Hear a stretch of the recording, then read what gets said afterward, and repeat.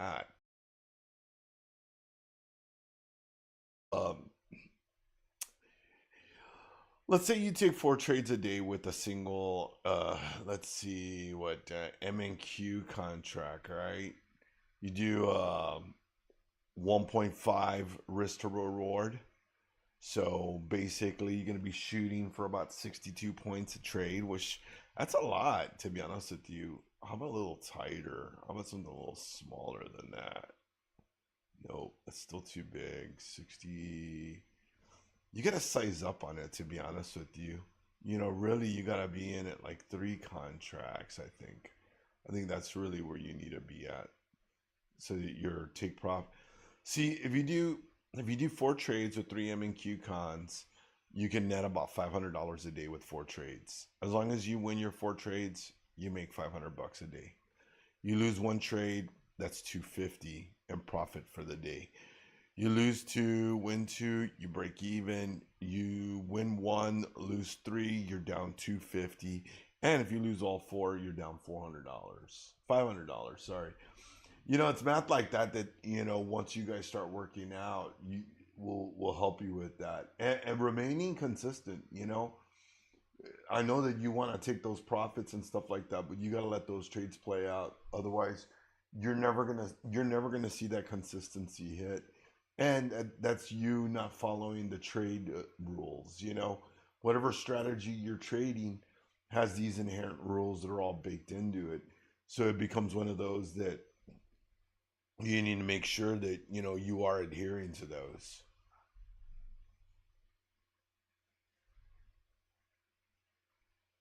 So that's what I would say about that. Oh, where's this disclaimer? There we go. There's a disclaimer. All right, make sure that is up. All right, cool, cool, cool. Well, welcome, my friends on the interwebs. Hope you all are having a great morning. Welcome to Blue Sky Stream. I'm your host, Coach Riz. And here's the midday breakdown of what's affecting the market.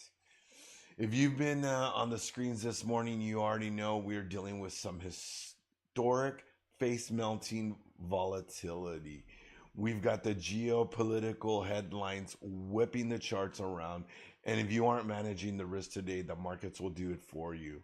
Let's get right into what's driving the Qs, gold, and crude right now. The micro catalyst, the 5 day pause. First, the elephant in the room. President Trump jumped on Truth Social and announced a 5 day pause on strikes against Iranian energy infrastructure, citing talks to reopen the Straits of Hormuz. The catch?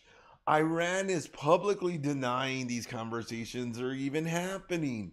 We are trading in pure headline driven environment right now. So keep your stops tight. If you guys caught the live stream yesterday or the podcast yesterday, you notice that's exactly what I said. This is not my first rodeo in Trump's grand tour. Uh, so you know what? I am staying true and tight to my trade beliefs. In this market, I absolutely am gonna lean on that lessons more.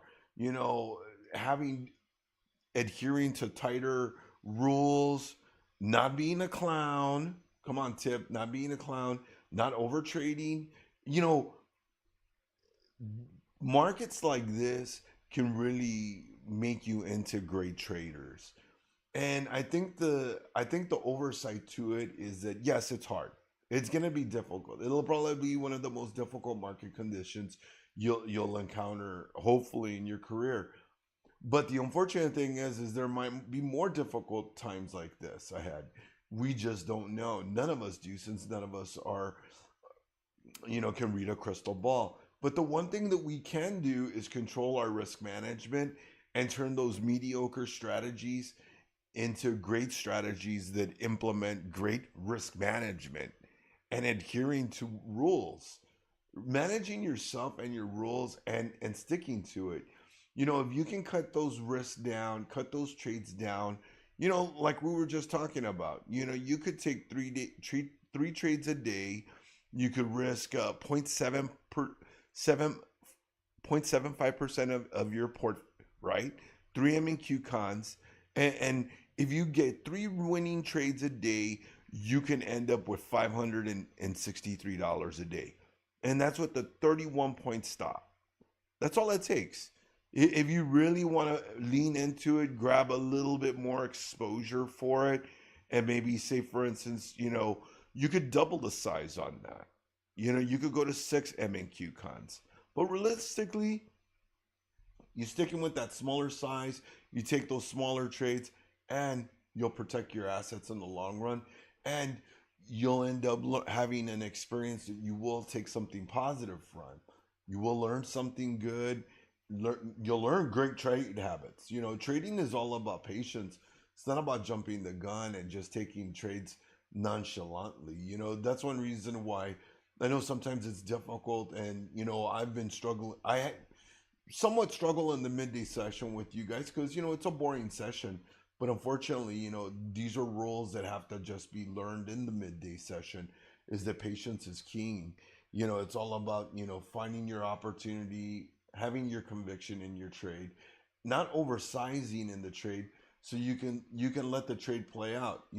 Maybe we want to go short here in the market in the current position, but obviously you'd have to have some decent some drawdown for it. You got to be prepared. Or if you were going long, you'd have to have even larger drawdown, prepared for the pullback, because you are leaning that, oh, we are going to have this upside move. So, it's all about that risk management, risk to reward, and seeing those opportunities.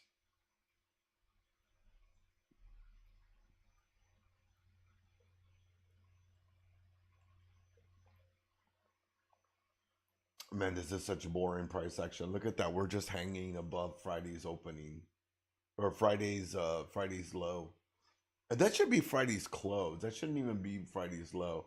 That should be Friday's close. Not, yeah. That's probably me not even paying attention. And it took me, what, a whole day to catch that?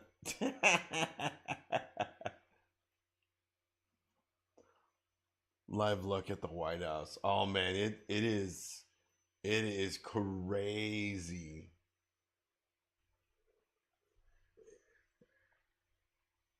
You know, it felt like the first time around was gonna be bad. I mean, we knew it was gonna be bad, but then the second time around, obviously much worse. I was grateful that we're not in the crazy news market we were the first term. That the news would change on the fly throughout the day, two, three times, and you could get whipsawed on it. I was trading options. That's why I started trading futures, because I couldn't make money during the daytime session. It's just like yesterday. I didn't trade. I didn't trade options all day until the end of the day for an end of day move, and it didn't work out in my favor either. You know, and I was actually glad that I waited, but I was mad that I even traded, because I had already said to myself I wasn't gonna trade. So shame on me.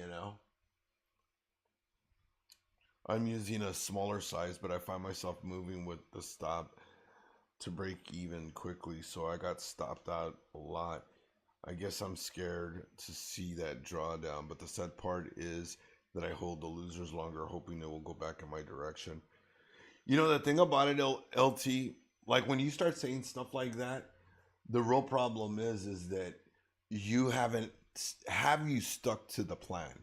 Have you ever truly stuck to the plan? That becomes the next question you have to ask yourself. Is are you doing that mere fact? Because if you're not, you'll never create the experience. You could say, hey, I had this great, day.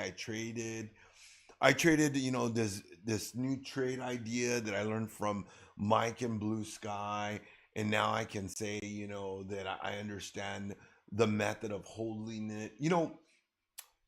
The thing about the trade is this, is that if you start picking up indicators, if you go through your trading view and you pick an indicator off this list right there, you just pick whatever. You can't merely just read the description and then all of a sudden be able to say that you're proficient at using that tool to trade. That is not how you build an understanding or knowledge of how to use that specific indicator or trade signal tool. That is a complete wrong way, because you don't know anything about it. Have you paper traded it? Have you been able to simulate? And this is where simulation trading comes in very handy, is because you're learning a few different things. You're learning how to enter the position. You're learning how to exit the position. You're learning. You're getting accustomed to just taking the trade to where it just becomes boring, and you don't start getting the sensation that you're losing money. You don't want that. Oh my god, I'm down $50, I'm down $100. Oh my god, what am I gonna do?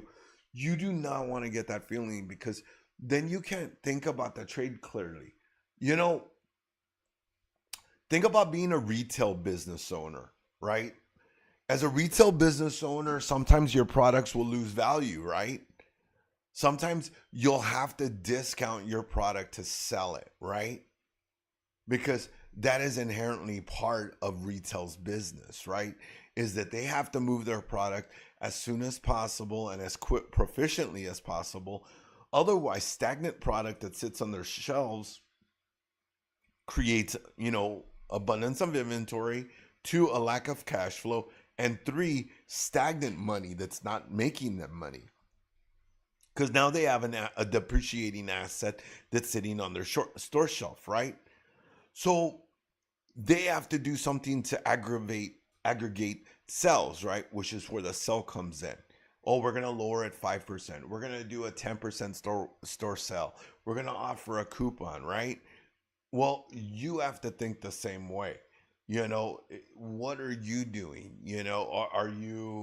Are you following that plan to where now you're at this point that you need to make an adjustment? You have to go through the steps of the process. It can't be merely that, oh, just like right now, we could say, oh, well, I want to go short because I feel that the market is losing momentum and it's not as strong as it was earlier in the session.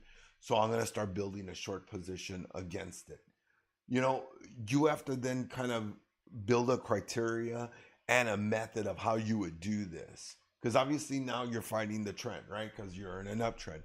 So you have to start kind of establishing what that would look like. What does that envision? Okay, I want to go short here. Well, where would my next contract add income? And when would I stop on that? How far against me will I let this go as I'm selling into the buying? So you also have to be able to get to that point that you realize that you're on the wrong side of the trade. Now you're getting to the threshold of what you're going to risk per trade. Let's just say hypothetically we're talking about like a 25K account. You've got a 1,200 of trailing drawdown. You want to risk 0.75% of your portfolio for today's trading session. That means that your total loss for the day will be $563, right? That's your max loss that you're willing to take per today. But now you also have to realize is what is the max amount of loss that would look like for you, which would be that $188. That $188 per trade will go against you.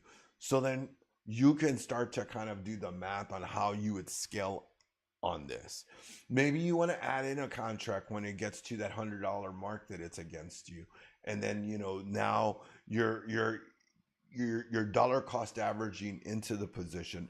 So really, that is the whole structure of how that paper trading, journaling, and creating a trade idea should be kind of coming to fruition for you guys. Because if you're trading and you still have questions like you don't know where your stop should be, you don't know what your take profit should be, then I can sure as hell guarantee you the next problem you have is you don't know what to do with the next trade. Because the next trade is most likely going to go against you. And what are you going to do on the next trade? Maybe you're 2 trades in.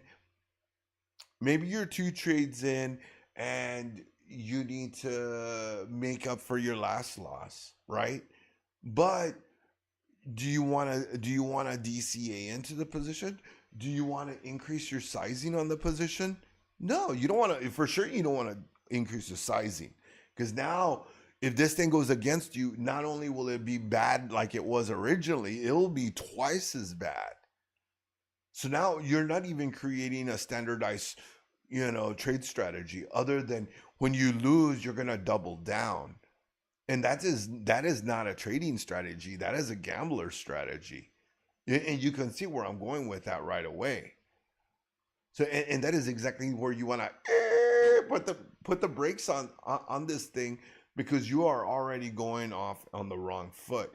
You are going in the wrong direction because we're not gamblers. We're making educated guesses and analyzing the trend and doing our best to find a high probability setup. We're not gambling. Because if we're gambling, then we don't need to have any of these conversations. You just need to go long or go short and figure out which one that you have enough conviction on. But that, my personal preference is, if you're going to structure your trading and you're having problems kind of finding your path, it should be in that manner. You should ideally look for an indicator, right? Find an indicator that makes sense to you. Easy to understand, especially if you're at the very beginning. That's the whole reason why, if you know my chart, we're using support, resistance, and a couple of EMAs, and that's it. I want something that you can easily apply to any of your charts and at least start off in a basic manner, because that's what this is. The midday is like that. Peace out, Nacho. Have a great day.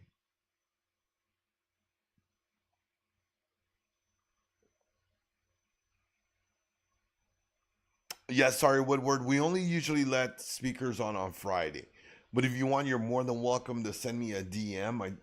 My DMs are open. If you're trying to talk on here and you do not have a verified role, which let me see if you do. No, you have a funded role. You should be able to talk on the Discord. Yeah, that's no problem, LT. But going back to what I said, really you need to focus on creating your trade plan. Like some of you guys were asking earlier, Mike, about his time frames, right? The 12-minute, the 2 hour. I mean, I use the 210-minute. It's all about what visually is appealing to you. The real reason why you're flipping through multiple time frames is a multifaceted question. Because one, you're looking for confluences on the time frames, right? That's the first thing you're looking for. You want to find multiple time frames that are all in a like trend. If you're looking for this market to go long, you want to look through every single time frame and see them going in an upward trajectory, or if you're short, in a downward trajectory. So right or wrong, that would be the first starting point to why you want to look through your time frames, right?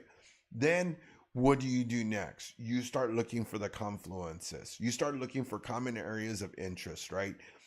Like, say for instance, you want to short this. You're going to look through the time frames to find areas of resistance that converge on multiple time frames. That's why you hear traders have 3 or 4 time frames that they're looking at, is because they're looking for that convergence on that time frame of where price meets, that it could either offer a pivot or a resting area, that the market is taking a breather for accumulation to continue the trend. That is ultimately really what is happening in that time frame. That when people are looking through their main time frames, they're looking for that. They're looking for that confluence and that oh, there it is. There's that level, or an area that they marked on some other time frame that everything is converging on. But it's still basically the same concept. It's the same thing I'm saying.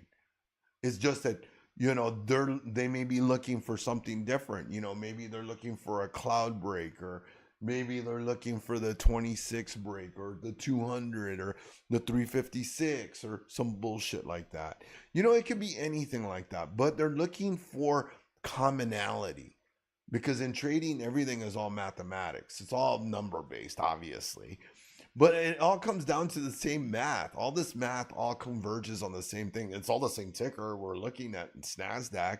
How many variations can they create to get to the same, conclusion?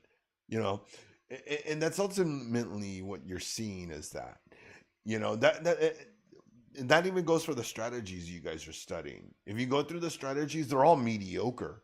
All the strategies you're going to study, they're all mediocre strategies. What makes any of those strategies any good is you. You yourself as a trader is what makes those strategies good or makes them garbo. But it's really because you're not doing one of a handful of things. You're not following the rules. You didn't simulate trading it so that you can understand how to use it properly. You didn't simulate trading it long enough to understand how to manage your risk better. You didn't paper trade it long enough to understand how to manage a trade, to trail your stop. Maybe it has a characteristic that when it first takes a trade, at the very beginning it runs and then it runs out of steam and then it collapses and it ends up a losing trade. Those are things that the indicators won't necessarily teach you. They're not going to tell you any of that. The market structure and trial and error is really what creates that. So when you're doing that, then the next step is that how are you journaling this? How are you notating what is the basic performance of this indicator is? And you have to marry that strategy. It's not something that you can do in a day to 3 days or like a weekend and say, hey, I'm good at this. Let's go. It's not even like that. It's more like a thing that it takes like a week to 2 weeks to really get proficient at it.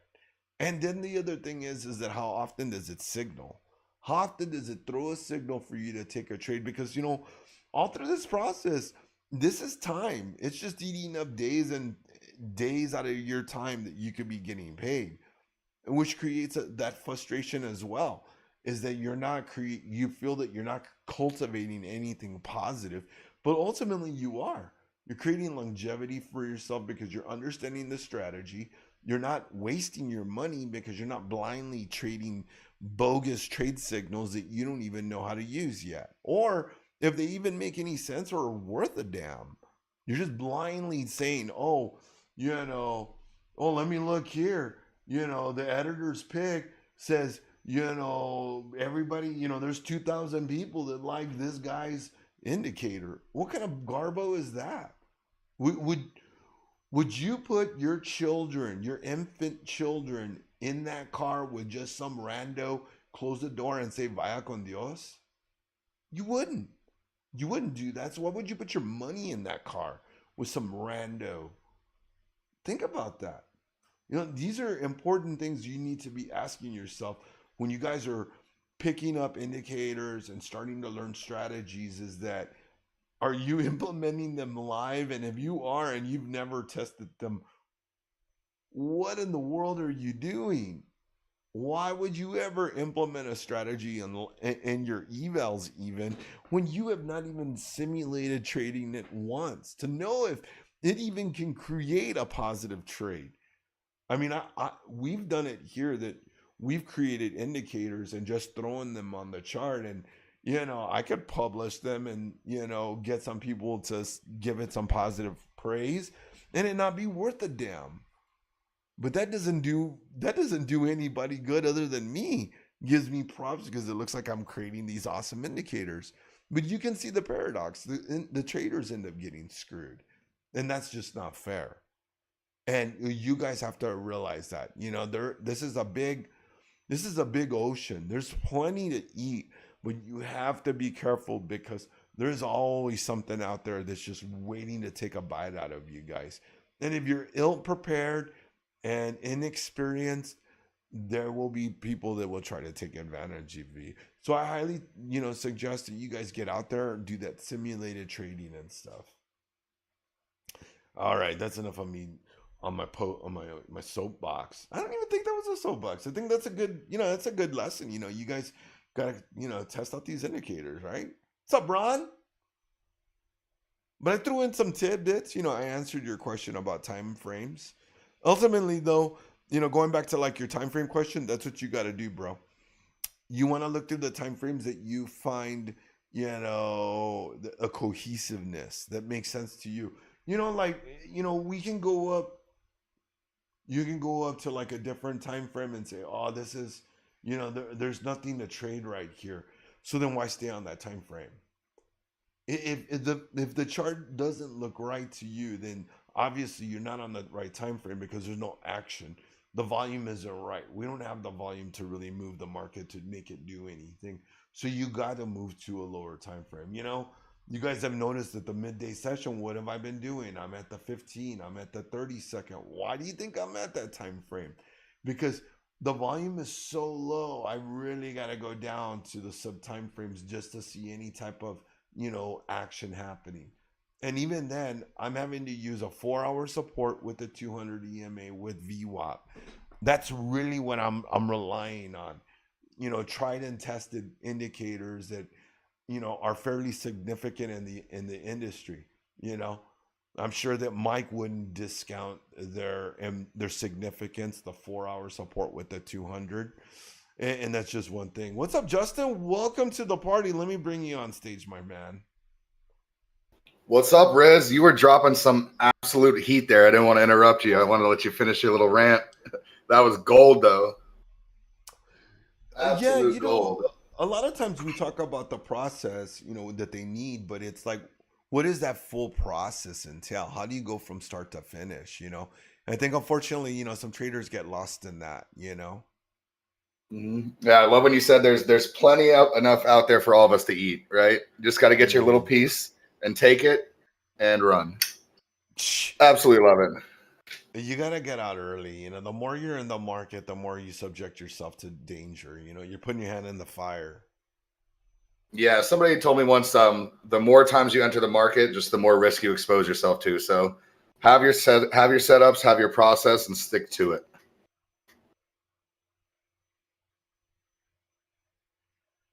How's your morning been?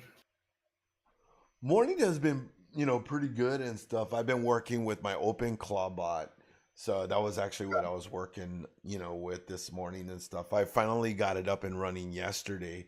So I've got open claw actually in my private Discord and in my DMs now in Discord. So me and her chatting and stuff. Yeah, pretty cool, man. I am digging it. Looking like we had a pretty choppy morning. Looking at just some of the candles, just red, green, red, green, red, green, back and forth. Yeah, it was a tough I did see Mike hit a killer short when I popped in earlier. I think he was up like 30 grand. Yeah, he got that killer short. Then he ended up with that sick long. Oh, man. Absolute monster.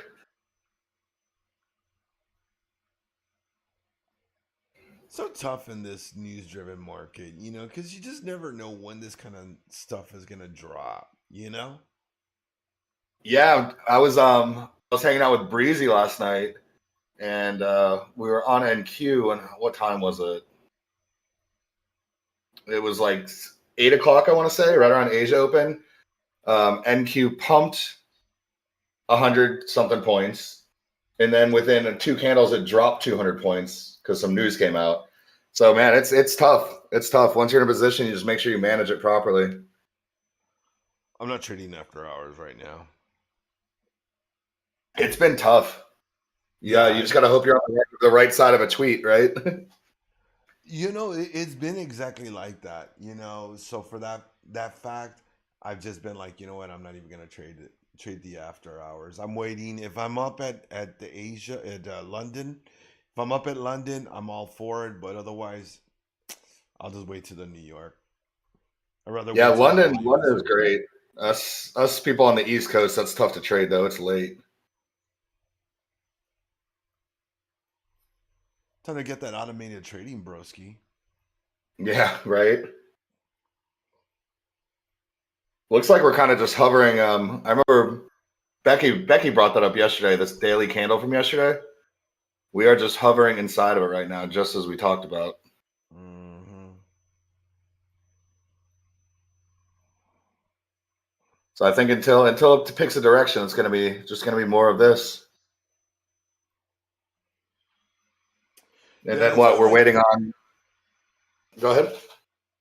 No, go ahead. You had already started. Oh, I was gonna say, and we're waiting on what is it? 4 days until Trump decides what he wants to do. Didn't he give a 5-day ultimatum, basically? Or he's not hitting any energy sectors for 5 days. So we'll find out in a few more days what he's gonna do with that. Yeah, no kidding. Saw NQ flash 100 points in 1 to 2 minutes 3 times. Yeah, it's tough. It's tough out there. Just make sure you have your stop loss on, and if you have a target, put your limit order in because it might just rip up, touch it, and you won't even be able to click market fill.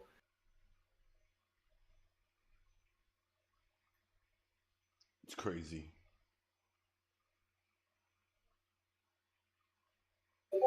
I remember I was trading, what was that, back in April when all the tariff news was coming out? I remember I hit market fill and it filled 120 points away from where I clicked it. And not the right direction. 120 points to the wrong way. Yeah, I mean, luckily it was just a micro, but still. Seeing that 120 points red as soon as you click a button is not a good feeling. Yeah, yesterday was so terrible. We actually started building indicators on TradingView, so that's what we I ended up saw doing. that. You know, I These was lunch thinking sessions. about it. Go ahead.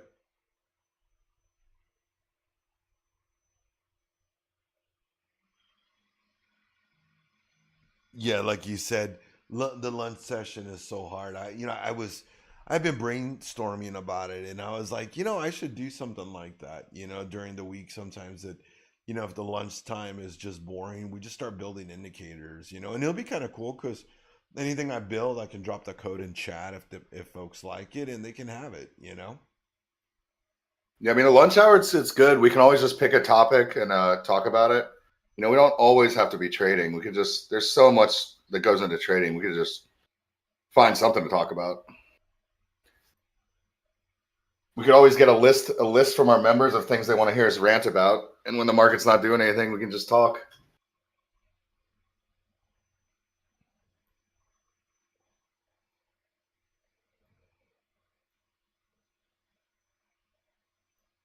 Remember NQ moving 400 to 500 points within minutes. Yeah, that was a wild time to trade. I'll tell you that. If you were using more than 1 to 2 micros on a 50K account, oof, you better hope you were right immediately. And you know what's funny that we're talking about the tariffs? I have a line on my chart at 24,150 that says tariff tweet low. So we're right back there, which is funny.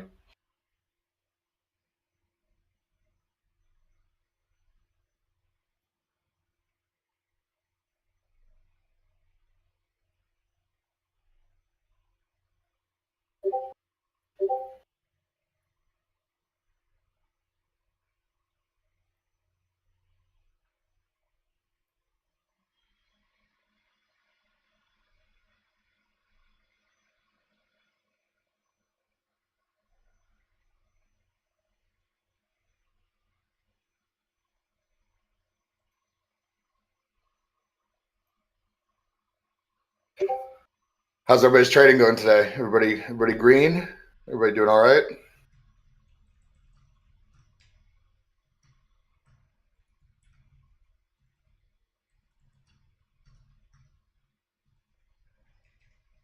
I have a feeling we're going to drip down to this 250 level. It's kind of all I'm watching right now.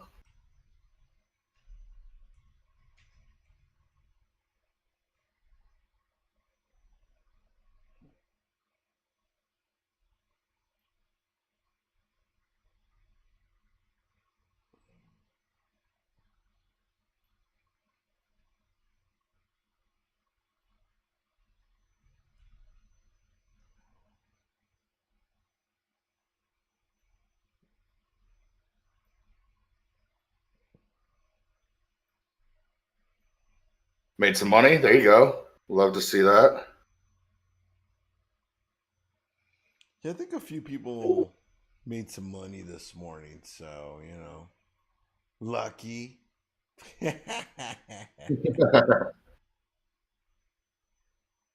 I was lucky enough to be on the right side of that flash move overnight, so I was Were pretty green you? going into the yeah. I was pretty green going into the day, so it's always nice to go into New York green and know you don't have to force a play. I know, right? That is always definitely nice, starting off your day, a little green or real green. Definitely helps the confidence. Yeah, it's nice to just wake up and know you don't have to take a trade. And if you do, you have a nice little cushion.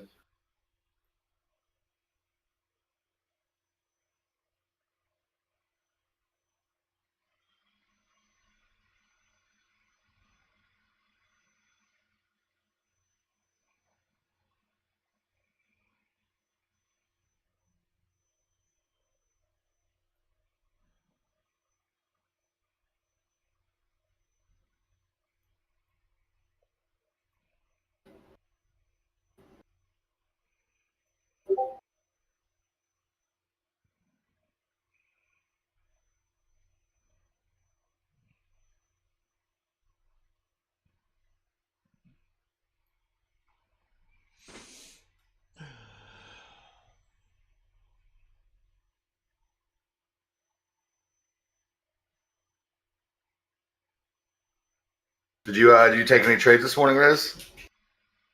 Or you just been working on your AI stuff? No, I didn't. I didn't take any trades. Like I said, I've been working like since yesterday with my AI agent.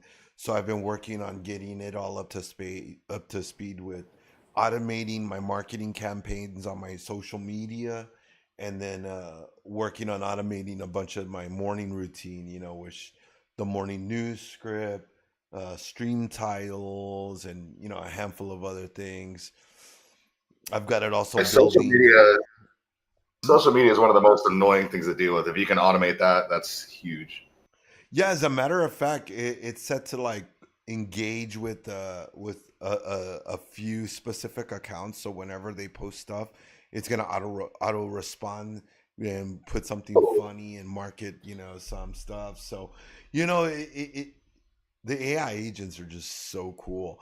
I've been using like Claude and Gemini, Mhm. and now I saw some of the stuff you could do with OpenClaw, and I was like, man, I want to try this out. So I set up a, uh Amazon AWS free server, and then I'm using Gemini's free API plugin. So between the both, I don't have anything out of pocket. It's all doing this stuff for me for free. So I've got it building this whole. I have this other cool app that scrapes websites for data, and then it gives me metrics off of them. And I have it as a Chrome plugin, but I wanted to be standalone. So I've got it building the API scrapers and pulling all the data and converting it from a Chrome app into like a website and stuff. You're going down the rabbit hole.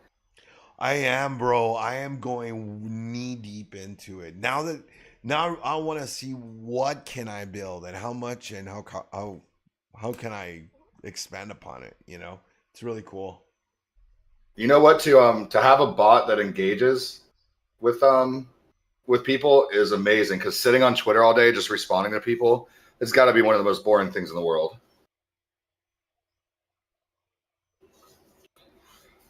Somebody messaged me asking if I could show this setup I took last night. Now, granted, guys, I got very lucky on this. This wasn't something I was really hoping to hit. It was more going to be a swing into the morning. But here's the setup. I took a trim at this red line, and then my full PT was down there at 240, and I based it purely off of a Fibonacci level and a liquidity level.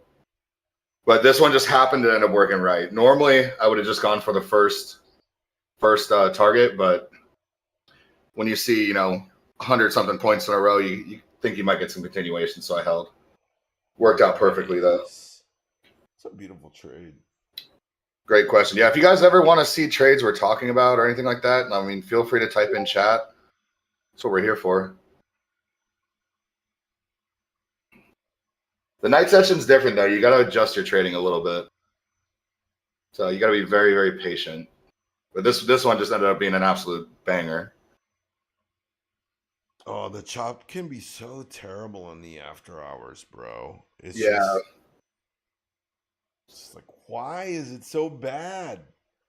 yeah. What I found best with after hours is you just write down your thesis, pre-plan it, and and just like put your orders in. And if it works, it works. If it doesn't, it doesn't. Yeah, chopper 200-point candle. There's no in between right now.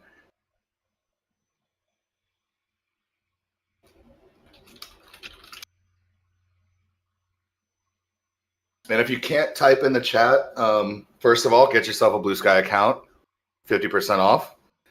If not, type it. You can DM us or whatever. We'll answer you.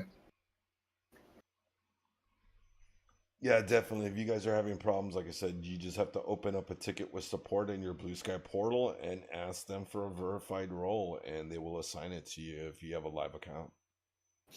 Mm-hmm. And we won't boot you if your account expires either. Just don't tell Steve. Don't tell Steve. Well, now somebody's going to work on a Claude bot to do that. Oh my God. No, I mean, it's neat, man. Like the intro and stuff. Because like when I first... So you do the introduction and you bring it in and stuff like to the channel. And then it's like, tell me about yourself. Now tell me what my function is. And then it just real natural, man. It is very cool. Just like talking to somebody,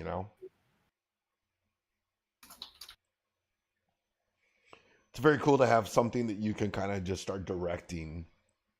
This is what I want. And you're just brainstorming and, just like some of the tools I've built, like, I don't know if you saw my trade journal tool that I'm working on. Like the risk calculator you use? Yeah. My risk calculator. That was just something that, just kind of like I have in my mind of how I kind of manage it. And I was like, let's do this. Let's add this. And I want this. And, it's a work in progress. The only thing I wish I had more AI credits. That's the only thing I really, you can burn through those fast.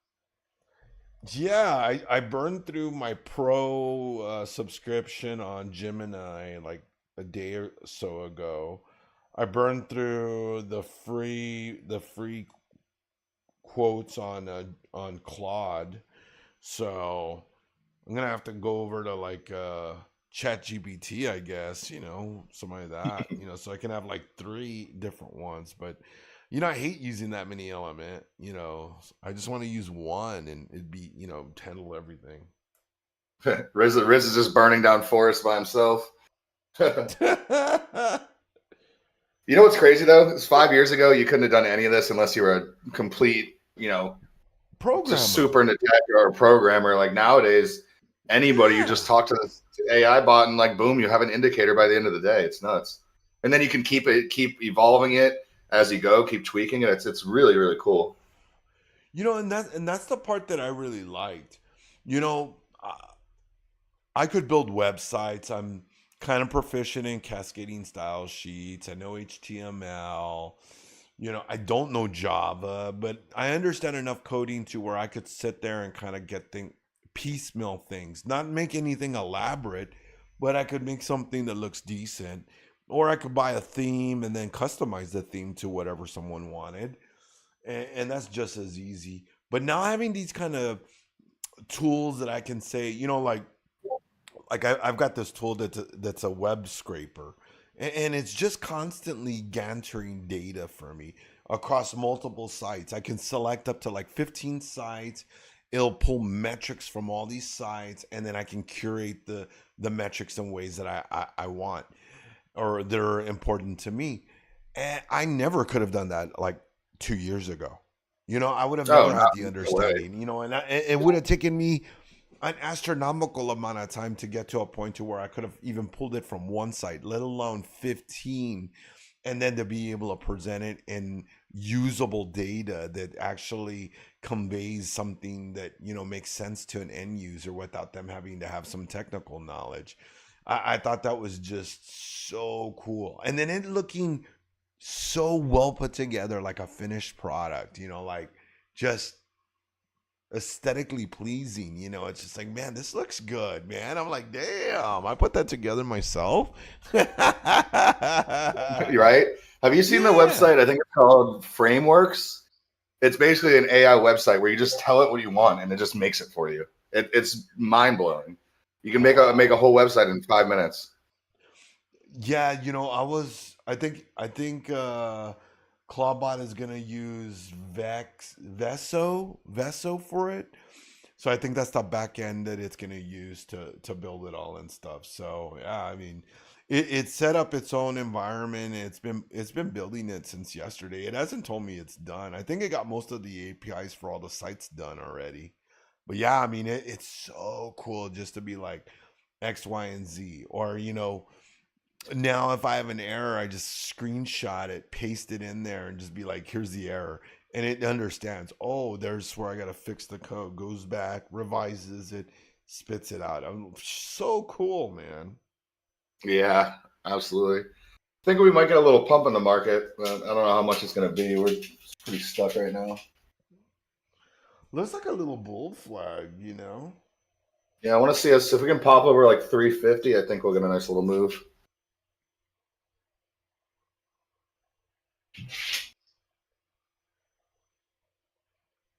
But like you said, volume's low. Everybody's at lunch. Big money's not really on the table right now. Nope.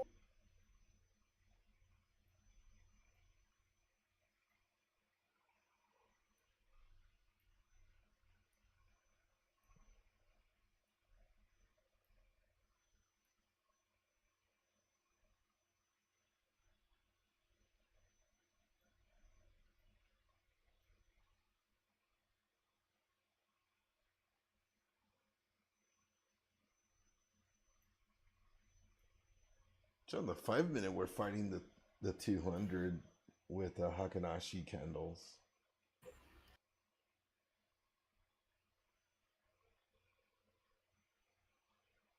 I've never really used those, but I'm sure that would help with some holds. Not get wicked out. Especially if you're in like a choppy time that you're just struggling with the market direction and stuff. Between those and Renkos, the problem with Renkos is that, they require some experience and time on the chart with them. You Yeah, gotta, agree.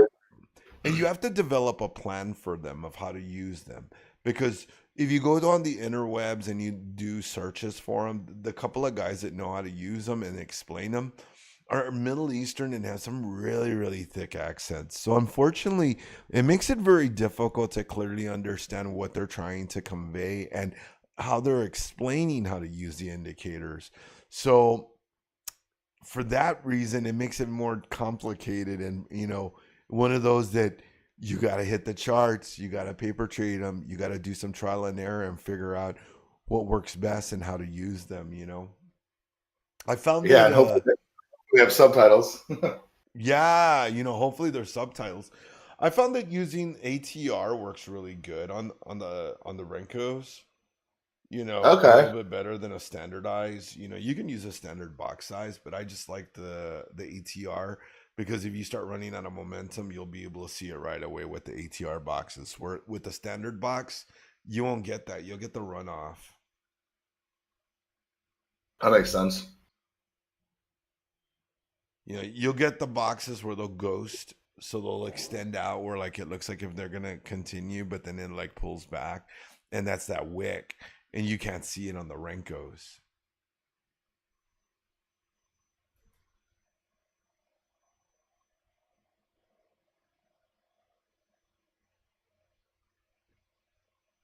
All right. Curious if that was just a little pullback to push, or if we're just going to go sideways for the next 2 hours. I think we got what's today, Tuesday? I think we got Becky's lab at 2 o'clock. Correct? That is right. Two doors down, we Yep. got Coach Becky's lab. Trade psychology today, free class. Yep. Nice. Break up the monotony of the day today. Get some lessons. Get some reminders to follow your rules. Can't beat it. Just another day in the office, right? Yes, sir.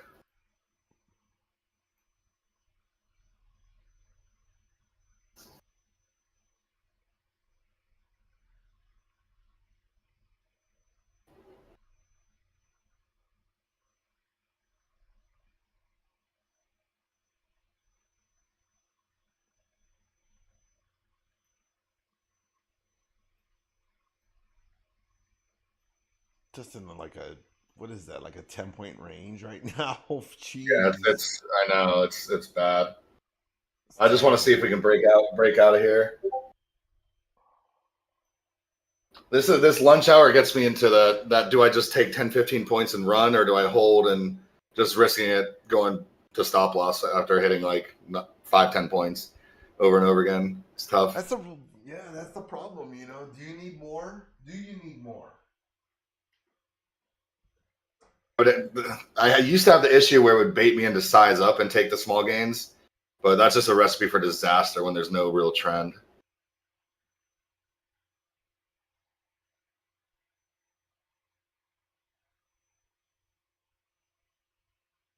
This is where I love to just take like 1 to 2 micros, and if you lose, it's a small loss, but if you hit your PT, it's nice.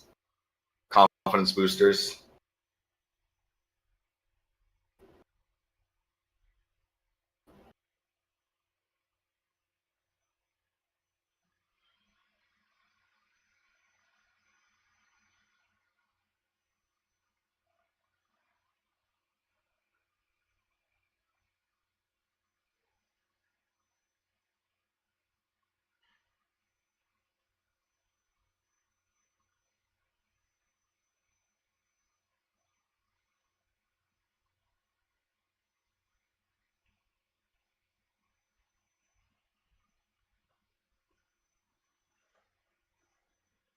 So that's funny. She must have been listening. She just posted about our lab.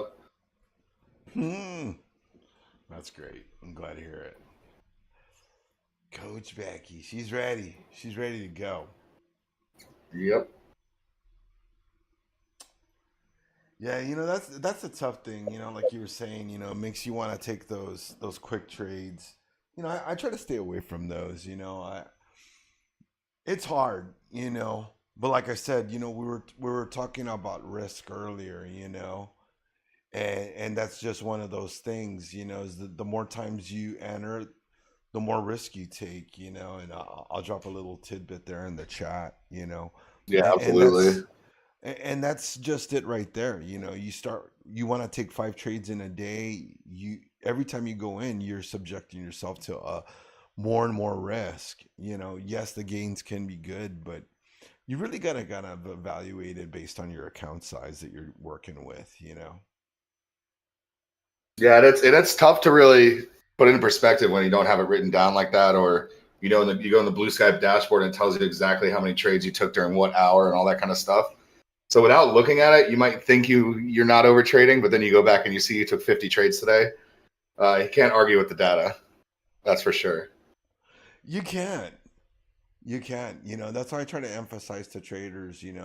Stick with those smaller, more realistic targets because they will lead you down the path of success. They'll give you everything you need. Especially at the beginning, you need positive reinforcement. And nobody ever really talks about that. Everybody always just talks about the rules and adhering to and stuff. But how do you create a positive trading experience that you'll want to continue trading, because otherwise you're going to burn yourself out and then you're going to be sick of trading and then you're not going to want to trade and you're going to quit. Yeah, and the burnout is real, and especially in futures trading, it's insane. Well, everybody wants the fast money too. If you treat it like a long game, and you're not sitting on the charts all damn day burning out, like you said, it gets a lot easier. Which we're having these tools and your setups actually written down makes a huge difference. But man, this chop is brutal. I'm still thinking we push, but every time we get up, we just go right back down.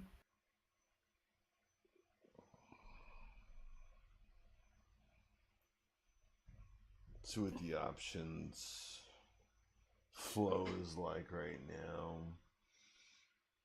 It is more tilted to the downside, but puts are way underwater. They're way out the money right now. So the guys that went short the morning session, I mean, they're hurting right now.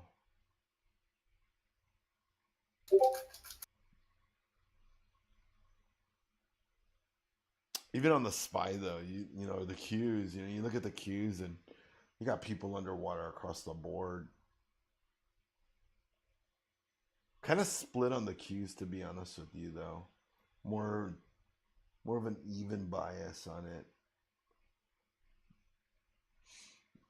Now, the SPY does look significantly different. The SPY is heavily tilted towards the short side. As a matter of fact, at the money puts right now, there's a little over 18,000 in open interest to the downside. As opposed to the SPY's buy side has only about 5,000 one out the money. So that's how like a 3 to 1 right now to the short side right now in the SPY. Interesting. Options chain, brother. That's why I look at it sometimes. They'll give you that bias. Yeah, what was that? What was that site I used to use? Unusual Whales. Do you use that? Not anymore. I just look at the actual options chain now itself, and I can pretty much kind of, gauge it Nice. from there. Either that, or I'll take a snapshot and I'll drop it into AI, and it'll kind of Oh, just there give you me go. a Yeah. read on it. Yeah. The other cool thing I'll do too sometimes is I'll take the screenshot of it. I'll drop it in AI and then I'll ask it a question. Hey, I got $100. Find me something that's a good trade. They'll give me some good risk to reward. I don't care if I lose the $100, and it'll find me something.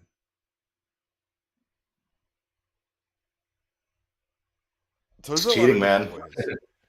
It is, but you know what? What else are we going to use? And look, there's that sell. Look at that. I just had talked Yep. about how the sell side was tipped on the Yep. SPY. Man, I wish I would have taken the short. Cheese and rice. But Oh, that. yeah, that is ultimately how I'm using like AI now. You know, there's some other things I want to do with it, but it'll be one of those things with hopefully with time it'll come to fruition.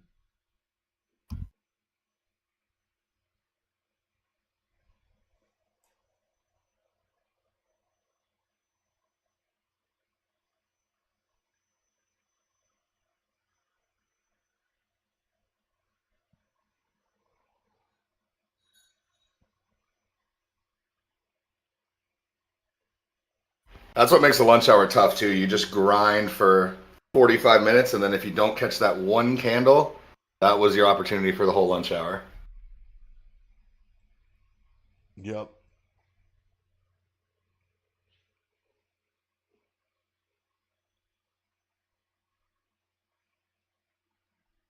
Curious if this gets bought up or not.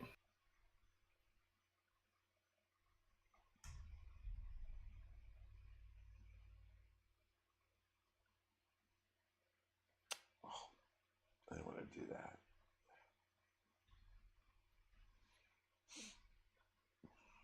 Let me Breezy? in. Oh, Breezy's on stage. Come on up, Breezy.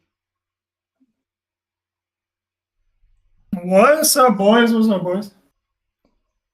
Just chilling. Just trying to get through the lunch hour. We missed talking about shorting, but didn't grab that one candle that moved. Yeah, super interesting morning. And then, I mean, we know how this hour is. So I definitely did not expect this pullback that happened.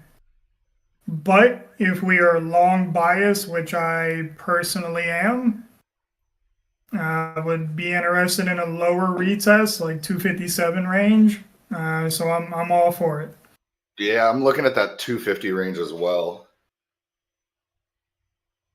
Interesting thing though, 3-minute chart. It's kind of similar on 5-minute as well. It formed a head and shoulders. So 371 is a 4-hour level that I was looking at last night, and that level had to hold to get in like any bullish scenario. There's a lot of swing lows up there, and so it's a very clean rejection of 370 range.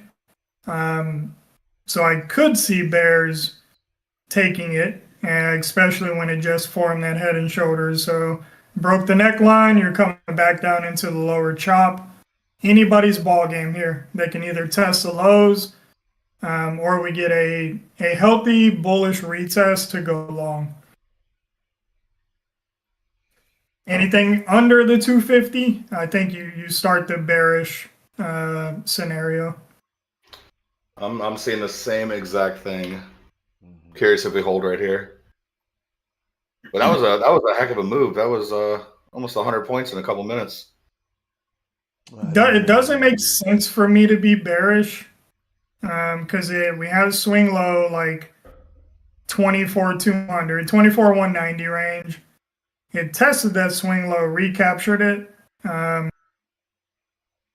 So until that breaks, I'm not like full bought into the bear scenario. If anything, this is aggressive though. It's an aggressive bear move. It's hard for me to join into this bear trend that may be forming. No, it's tough to hop in after that move. You gotta wait for something if you're bearish. The only thing I see that could be bearish is I'm looking at the 4-hour candle, and we just made a ridiculously bearish wick. But everything else, I'm kind of with you that I was expecting a little pullback and curious if we're going to actually pump or not. Or if we're just going to hang around this middle of this daily candle from yesterday, which is a very big possibility. That is a very bearish 4-hour candle for sure. Good Lord. I think we're going to sell. I think we're going to sell coming out of the New York lunch. Yeah, from the 4-hour structure, you definitely need price back above 260. Mm-hmm. Quick 350. Oh, nice. Good stuff. Took 319. It's an old level. You know what? I have 319 marked as a giant red line on my chart. So once we lost that, it was a quick drop, obviously. But once we lost that, yeah, bears just took over.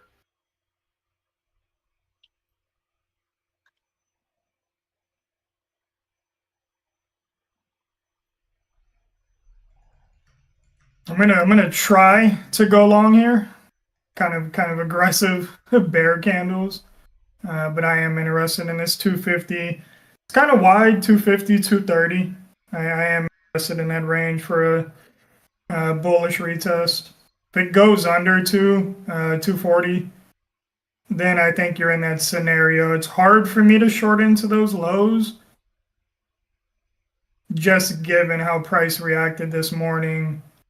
But obviously not out of the question by any means necessary. Yeah, I mean, I'm with you. I think if bulls are going to hold, this is the area. Yeah. But if I see like a 3 or 5 minute candle under that, I have to reevaluate.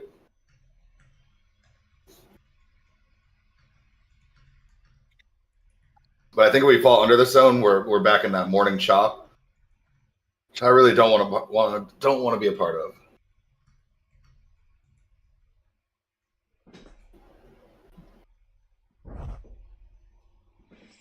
Well, you still got like 19 minutes till the end of New York lunch also. Yeah, Ace, I agree with you.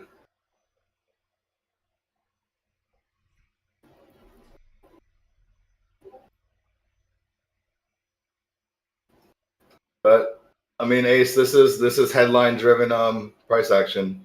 This is kind of the new normal for now. You get this chop, big move, chop.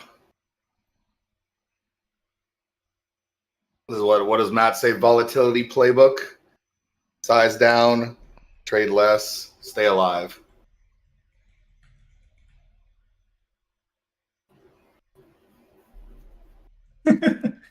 Ace, today was a clean day in my opinion.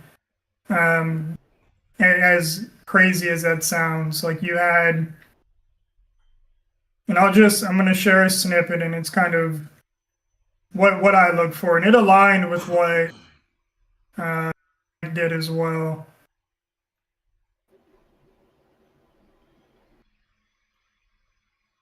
You put it into the chat. I got a lot of boxes and crap going on that chart, but like any opportunity you can test a fresh low, and it was super ugly test, but any opportunity to have that fresh is best set that I always talk about, you have to be observant and have to be interested. And then what I teach and what I look for is like, if you know those 2 red lines at the low, well, those are the stacked value area lows. So not only do you have the equal low fresh is best set, you have the liquidity from the value area lows giving you more confluence. So I think today, super ugly to get there. You had to have, you had to stomach the whiplash of the move. But if you wait, at least for what I teach and the way I like to go into entries, you wait for that key area to break.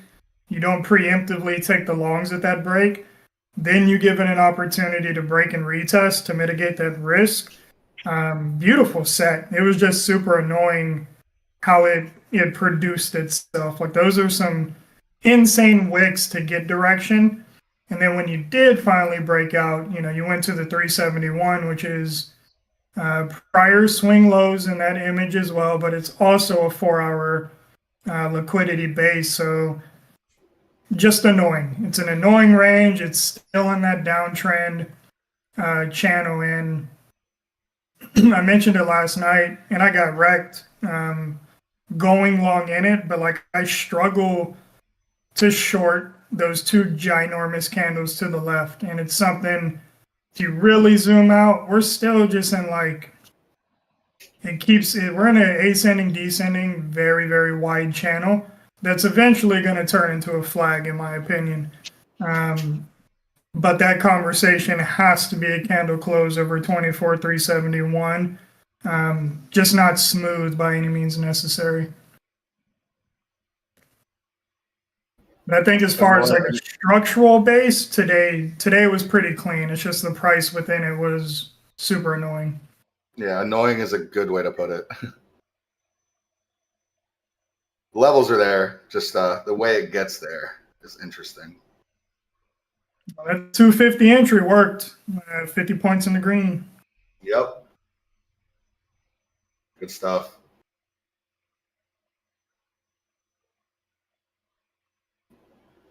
And that's all you need all day if you play it right. Yeah. I mean, what is 50 points on 5 micros? $500? It's a good I chunk of didn't change. get in all there. I'm up $400. There you go. Who said Bulls and Bears? Bulls and Bears can share a chart when the PA is doing this. That's for sure. I got a key area 312. If they can push 312, reclaim 340, which is pretty dang wide. I think you have potential to test that top, but it's still in a bearish price sequence with that inverse head and shoulders, or excuse me, head and shoulders. If we can break out of this 320 area, this should push. Yeah, it looks like it's setting itself up for that.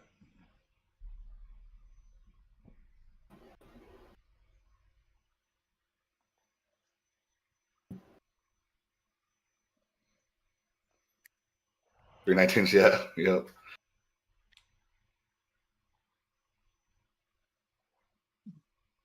It's tough. I got a central pivot range right at 312. It's a very critical area.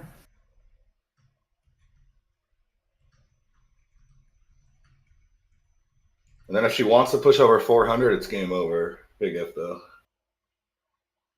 I feel like that's going to be, it's a stretch. I mean, it's not too far out of the question. 370 definitely has to go. Mm-hmm. But just when I look at this chart, doesn't matter the time frame you have. It's so wide. Talked about it last night. It's like a 500-point descending wedge, essentially, that can turn into a bull flag. But then you have these inflection points, or what I'll say chop ranges, like 432 to 370. That's just a chop range. And so when you get above one obstacle, you're faced with another that doesn't have clean action within it. So we really have to get above 410, or really below today's swing low, to stand any chance of clean action. For now, we're just like, it's so wide, it's so volatile, and it's so not smooth from a directional piece. Yeah, and I mean, when you get that news candle like yesterday, you have to expect this the next day. Yeah. we got to rebalance, and we usually rebalance around equilibrium, which is kind of what we're doing. I think we had false news last night as well, if I remember. I don't know if they bombed the energy fields in Iran, but I remember seeing that headline, and that kind of changed the scenario coming into today. But I think it was actually fake news. I'm not too sure. We were talking about that yesterday. It's like the headline comes out, then the other side denies it, and then you don't even know what's going on anymore. Because I saw on the, I'm going to say the real news. I saw on the real news today that they extended the grace per se to Iran. So who knows? I don't know what's real and what's not. Right.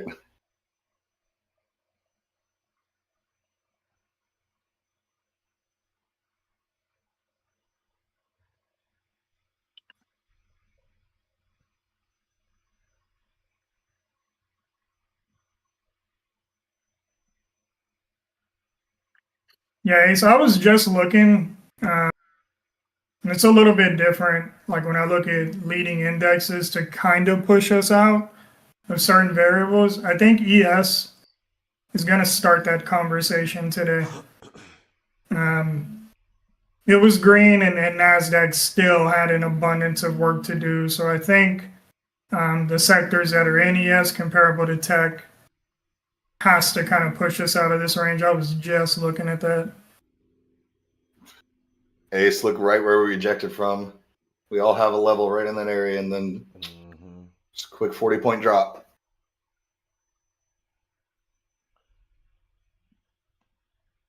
Tough to hold in these ranges.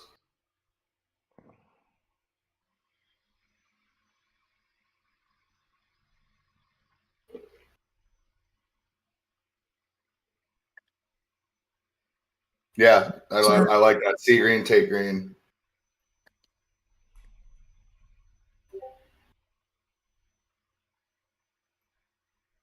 Yeah, I am so big on letting the trade materialize, but it's tough whenever when volatility's increase. You're used to some drawdown, some normal flip flop of price. Well, with the volatility expansion, that flip flop it ain't no joke. You're talking 40, 50 point flip flop. Yeah. So you could be green one candle and the next you're red. So what I classify as selling into strength is kind of turning into our normal candle. Right. So, it's a tough market for sure.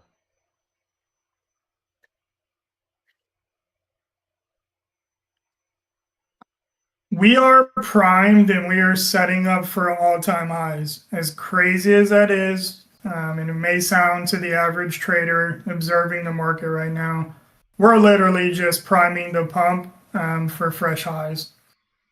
Telling y'all, and I've preached this like 20 times because I'm waiting on that moment, and I'm positioned for that moment. When the good news hits, this market is gonna go ballistic. It's kind of tough being in the preemptive stage of that, and we see plenty of it, but it's coming, and all it's going to take is one confirmation for Iran, that situation to get resolved. Oil's going to go back to its mean reversion state, and then we're going to be back at fresh highs in no time, in my opinion. I was going to say, it might seem like it's far away, but you saw what happened yesterday with not even real news. Yeah. So imagine real news. It's not even out of the realm. One day we can get there. 2 days. I mean, we continuously break structure, and we've done this for the last, I'm just going to look at since February 13th, in that range. We continuously break a structure, and then we flip-flop back to the other side. Yep. And so, like, if I'm looking at ES, we had 23,900 as a low. Well, we just tested that, and then we bounce right back into the range. So it's like, it seems so bearish, and don't get me wrong, if you're on the wrong side in an intraday set, you're going to feel that pain, just given the volatility and the expansion of the market. but it's really not that bearish. We haven't even broke the overall congested state that is the upside of the market.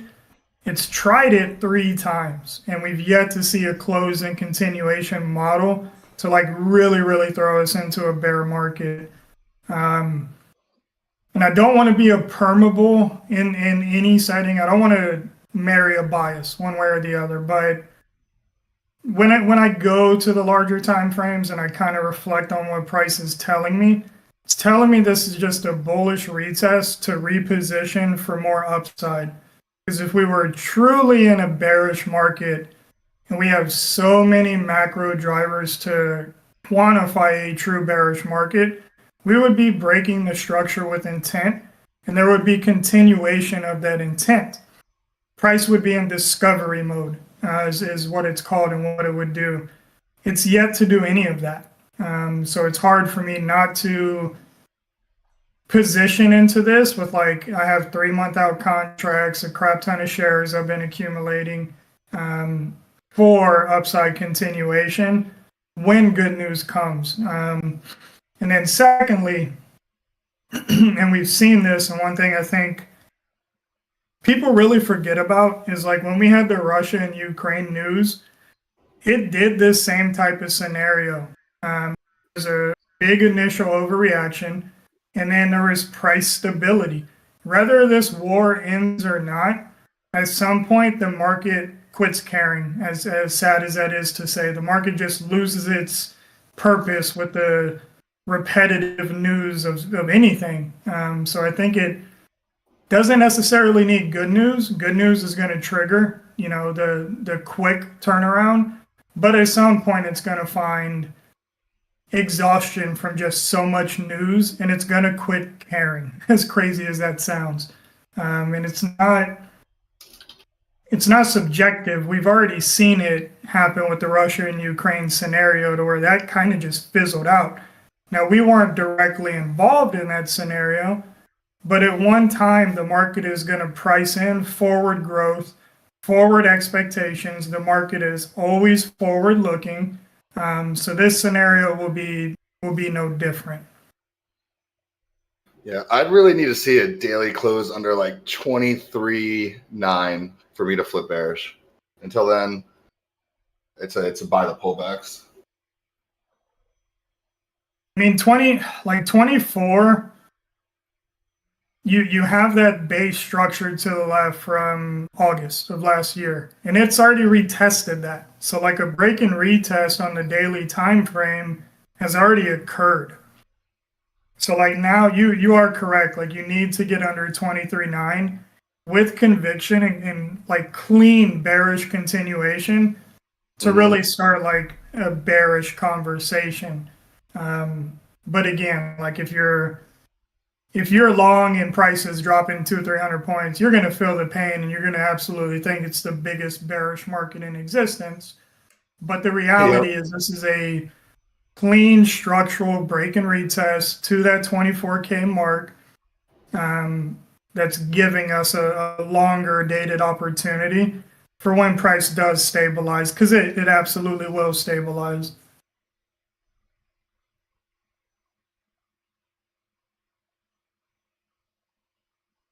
Boy, Ace, you a perma bear, baby.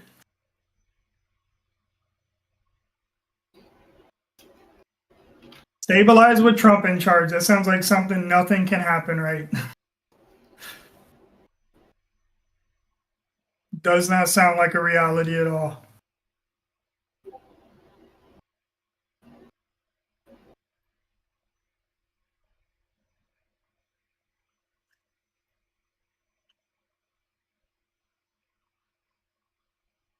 I'm not going to say the market doesn't care about rates, but like, man, we've already withstood the worst of the rate scenario, and look what price did when we were continuously raising rates. Look at what the market did. So I think it doesn't drive that big of a change as it used to, or it will. Even the price hikes with what it did with real estate, nobody cared, is what I'll say. We complained and we felt the pain. but it didn't really cause the bubble to burst within the real estate market. And when I think of rates, I think that's the only logical place my brain goes to when I think about rates is real estate, because I do a lot of real estate. And you have your high yield savings and different variables like that the average person uses. But like, are we borrowing money for the most part? No. Are the businesses operating on a borrowing expense? Yes. So like that's where you're going to feel the pain of the rates is in the labor market for companies that operate on debt margins comparable to cash. But it doesn't, for me, my view, and everything we've withstood since the Fed really started doing this, like, I don't think the market puts as much weight into it as we assume it does.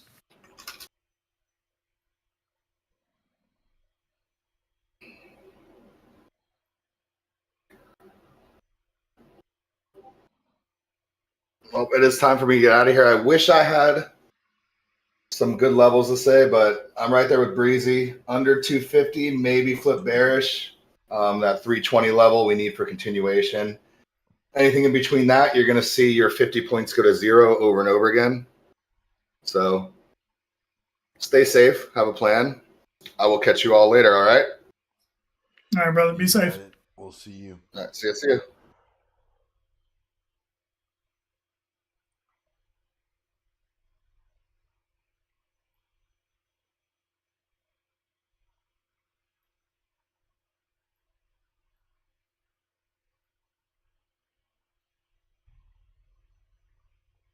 And there's the end of New York lunch.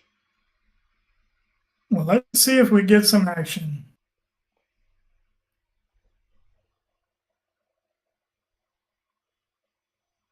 I'm going to put this in the chat one more time. I shared it yesterday, and I'm kind of just blabbing because this is my main focus for really this month, and the overall market state is gold. And like the 400s, 405 confirmation on gold for bullish continuation, I think we see what I just explained on the Qs.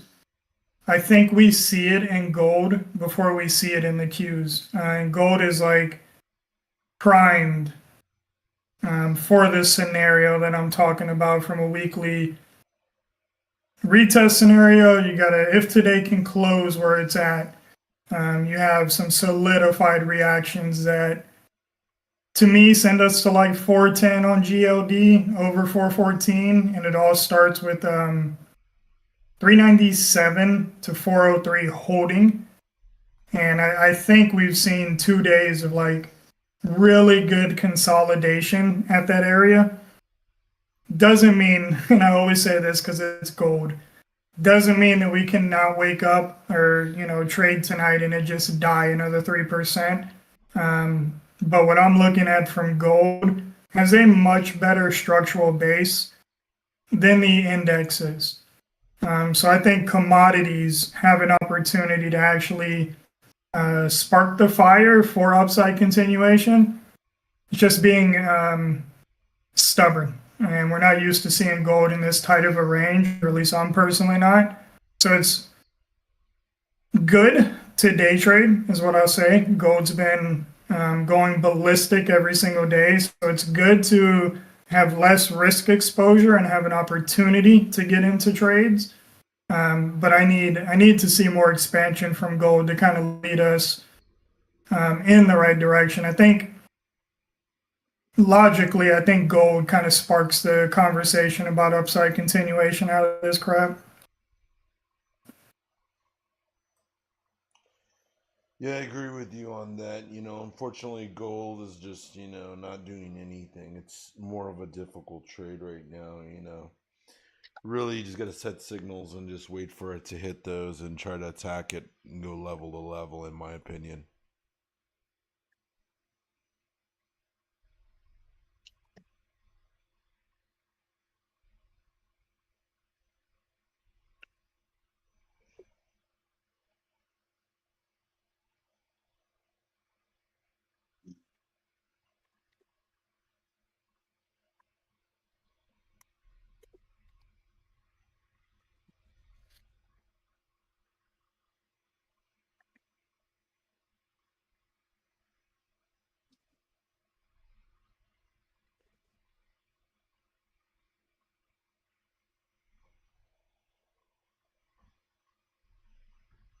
It looks like that move is also translating into the NAS, further dipping lower, giving up that 241 mark now.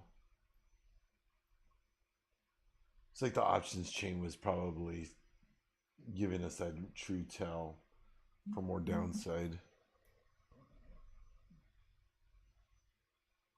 It makes sense. I mean, we're still in that structure. She's over 3-1.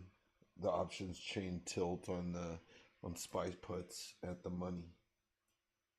It's like 18,000 open interest compared to 5,000 on the call side.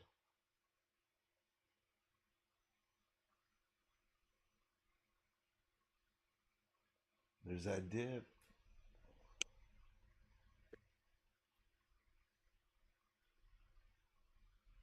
What's our low? Is that our low a day?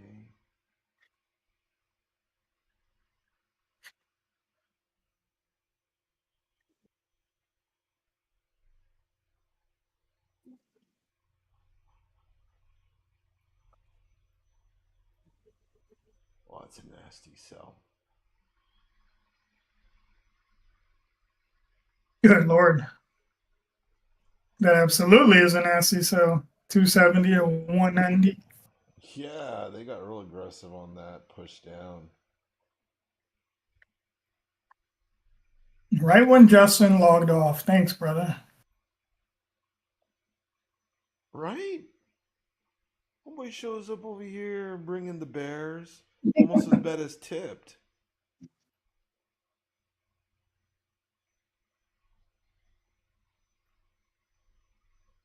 Be interesting if it cracks this low. Potential to get pretty aggressive. Let's see if I have any levels here on NASDAQ. I got 195 to 189. Same areas today. The bulls have to protect that level unless they just want to give it up.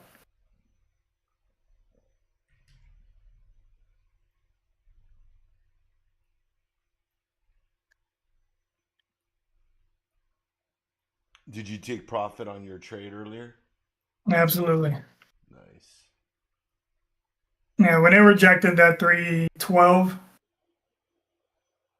think it was 312. That's a key area I had. And I love to trim leading up into levels comparable to holding into the level. Just kind of my go-to. So yeah, I ended up trimming out there. I'm interested in another long at 190. It's just that is a very intentful bearish candle. I mean, that's an 80 point bear candle. So I don't want to just be aggressive right in front of that. Have another key area, 219. If we can get some price stability around that area, it because I love to target lows. And currently we're in a triple bottom set. So even if I'm incorrect in a trade, this is what I look for. Like if I have an opportunity to target a low, I'm gonna take that opportunity, whether right or wrong.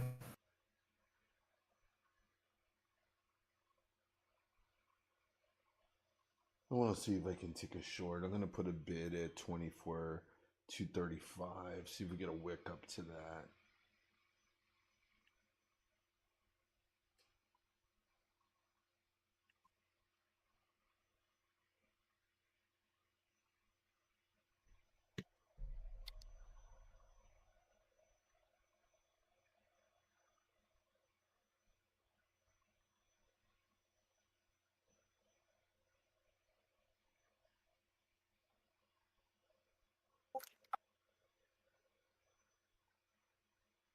Come on, grab me real quick.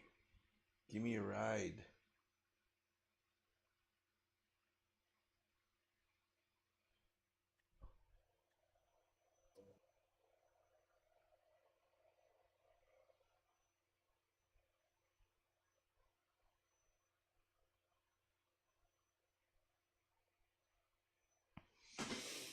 I just want to see a little bit more consolidation here, and then we'll take that next leg lower.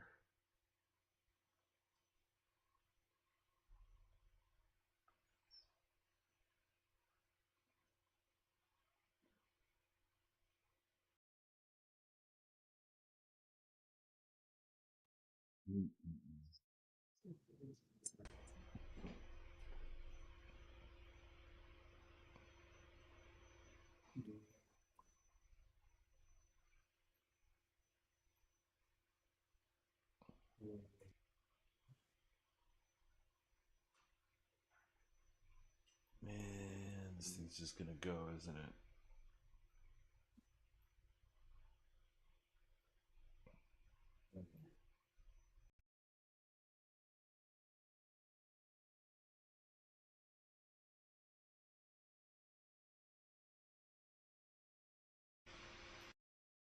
Man, I didn't even realize we're almost down 1% on the day. That quick. Yeah. I mean, as much as we move, we didn't move that much, right? Yeah. It's funny. Oh man, there she goes. No, she's really going for it. Yeah, if that She's gonna go for 190 the- close is closing under, it's pretty critical. Yeah, I got my sights on that 141.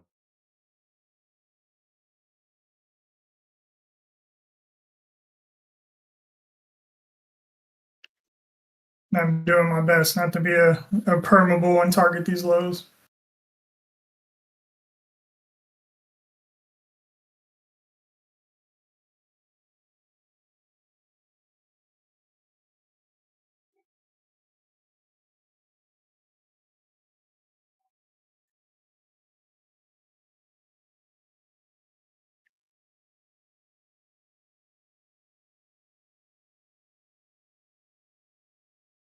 Made it from 190 to 380 back to 190. Just insane. Gotta love it.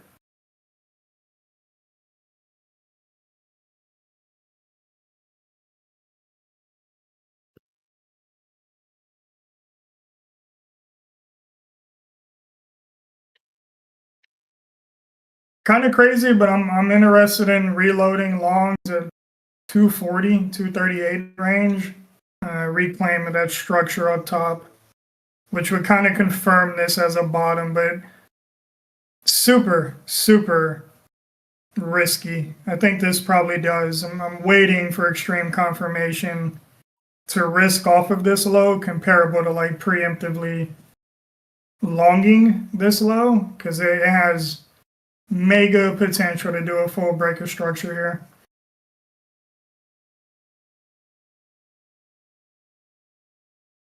The 312 rejection, then that 270 down to 180 candle is some intent by the bears.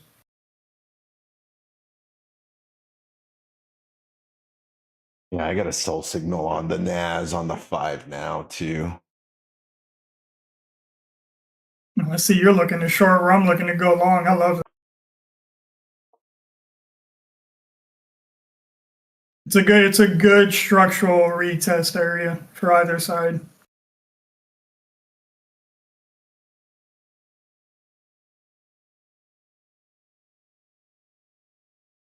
They could bounce it here. Not looking too good for the Bulls down here.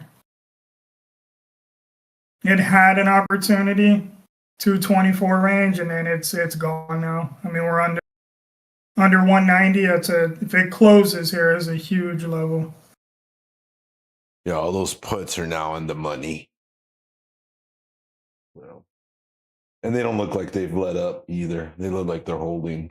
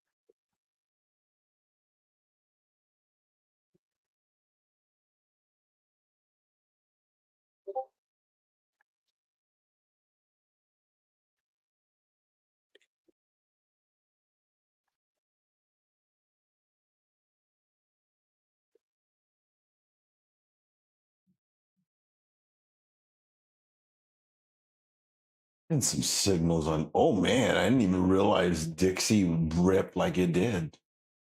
Like it's making a bull flag up there at 99.579. If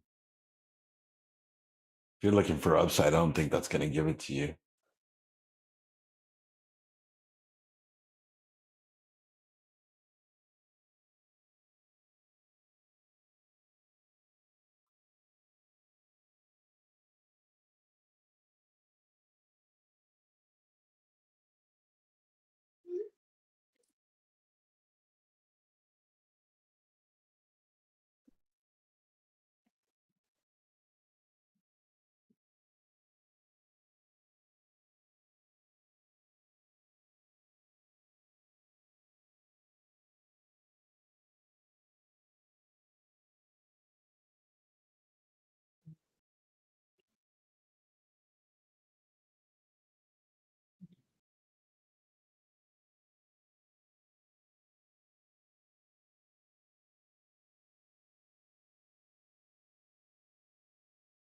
Damn, it ain't going to give us a chance to get into this, is it?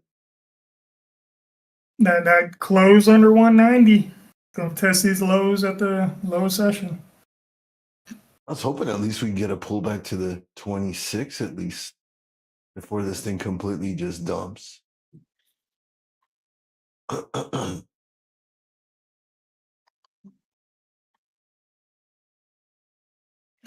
know Mike mentioned it earlier, and it's something that's inevitable and is most likely going to happen unless this turns into an upside flag breakout. Is that liquidity from that Trump pump it's going to need to be tested all the way down there at 23.9.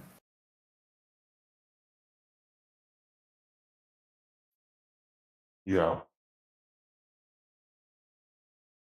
Like a close over 370, 410 range ends that conversation. Anything below, I think it's gonna slowly hunt out that liquidity.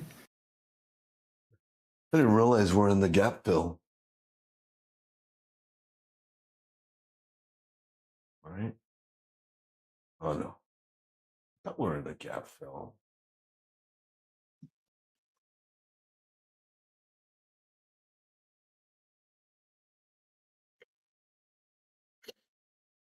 I guess technically it was closed earlier this morning. Oh. Broke right through it, closed all through it. Sheesh. Insane.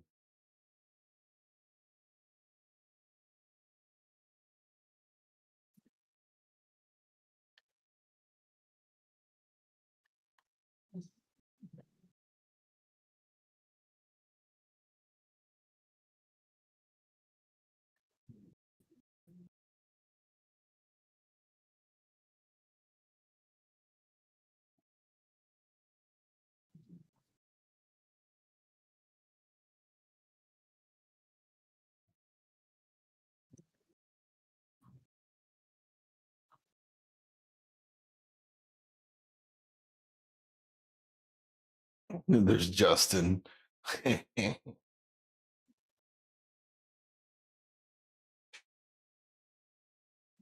Sorry, bro. Life as a trader, you step away and boom, it happens. So I used to stream for a whole New York session years ago, and would never fail. We would have lunch hour for 7.5 hours, and then the minute I log off, price would just do exactly what I wanted it to do. It never fails, and it's never random. It is waiting on you to in the stream. Yep. It's hilarious.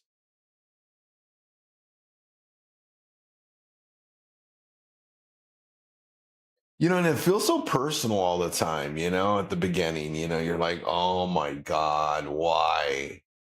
It just feels like that all the time at the beginning.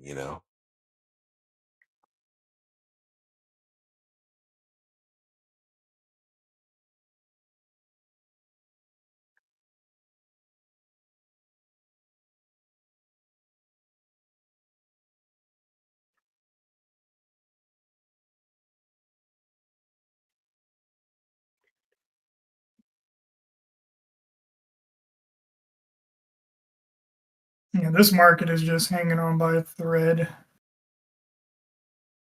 Yeah, sellers have it, definitely.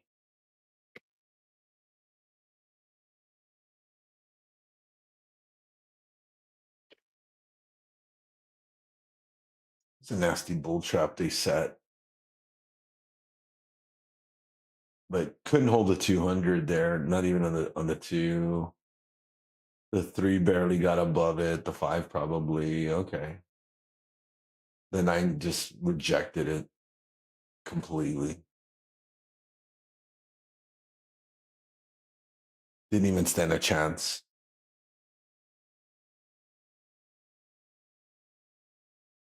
See how big this pullback is.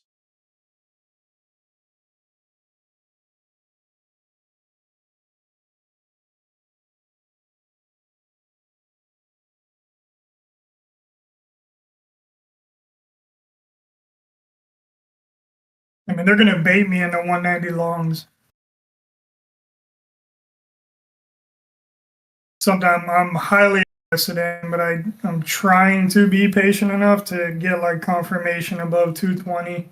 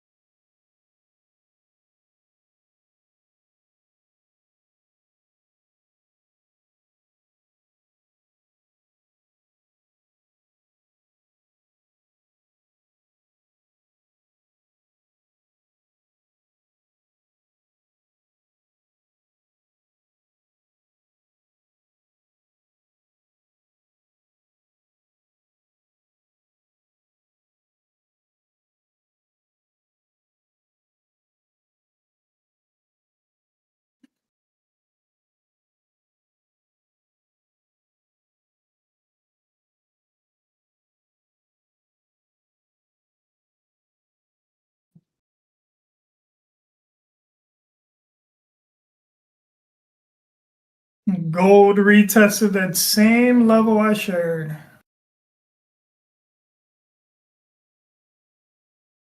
Ranging right now, gold. Just waiting for news to send it somewhere.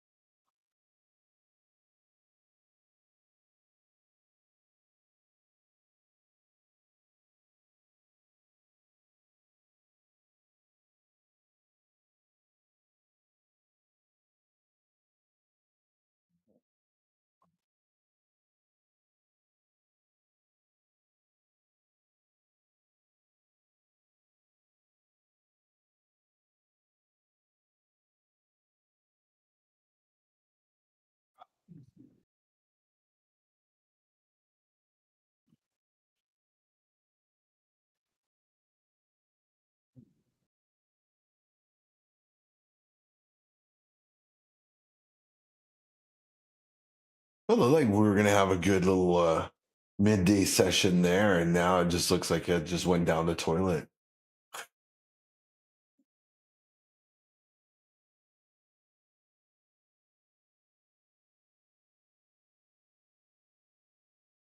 I mean, I think we break this structure.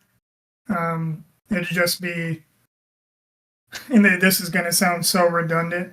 It's either going to be very smooth and aggressive, or it's going to be a headache because we're now testing basically a triple bottom.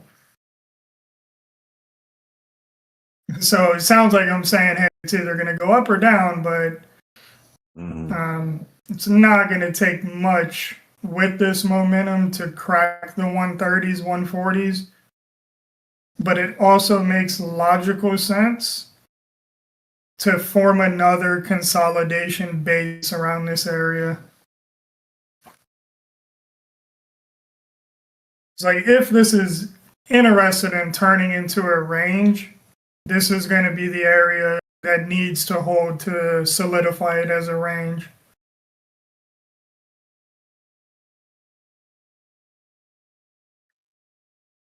Yeah, me personally, just it's always hard for me to short lows like this, given the fact like it's already bounced twice. And the way I guide and the way I view the market is like if it happened in the past, I expect it to happen into the future. If it happened or into the present, and then if present, I expect it to happen into the future. So it's kind of my expectations until price, says otherwise. And I don't think it'd take much to say otherwise here. But I also think it's logical to form a base here and put this into like a big ass chop box from like 290 to 190 essentially. Like you have the bearish intent to take us to the inflection point, but do we get the bearish, continuation, or do we get a stand from the bulls to kind of solidify this as a range?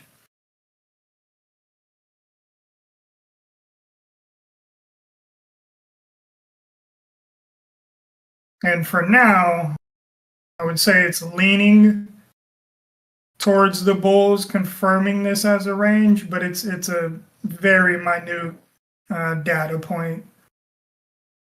Only take one candle to change that conversation.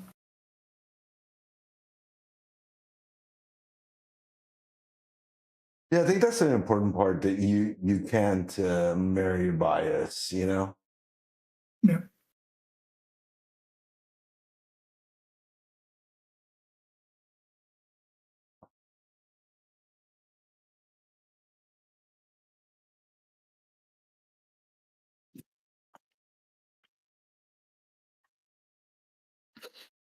I personally flip bullish with a hold over 220. Because then you're in the ball game of reclaiming some prior swing lows, and then that kind of confirms this as a bullish base. Given our volatility, I don't think anything is like wholeheartedly easily confirmed. But for me, that's my trade interest in this scenario. Could also reject the 220s, about 223, and then continue down as well.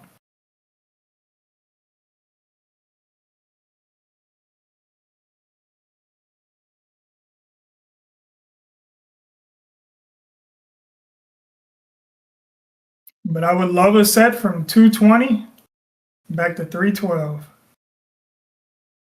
Really about 291 would be something I'm looking at. Trims at 260, 291, and 312 would be an ideal set. I personally would love, but there's zero confirmation yet.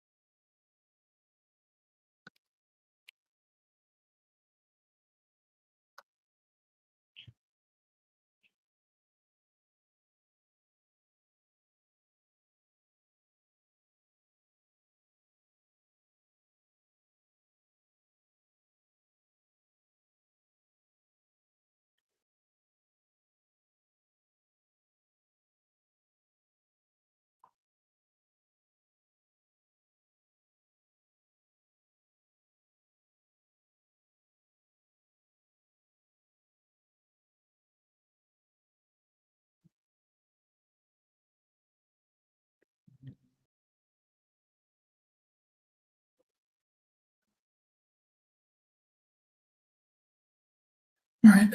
Hey, man, let's see if we regret that choice.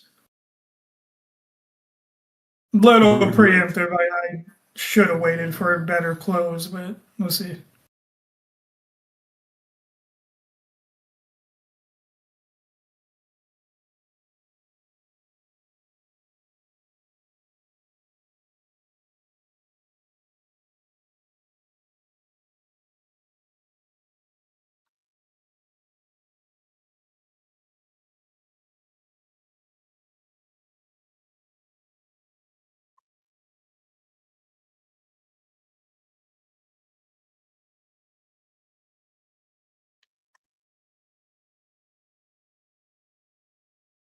Man,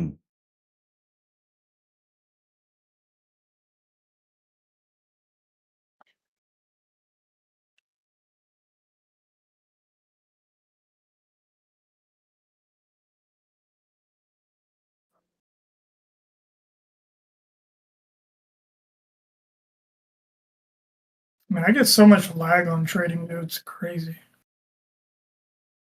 I heard a lot of people say that. I personally don't notice it myself. My P&L always moves before the candles does.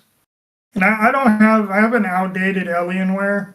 I mean, it's got good specs. It's a good PC, but I'm probably due for an upgrade as well.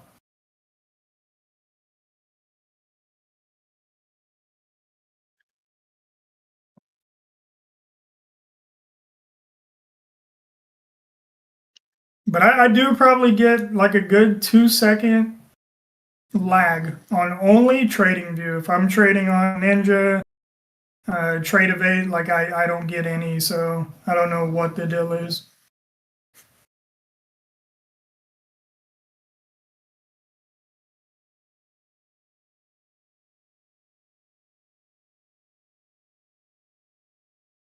Man, nasty, nasty candle on gold.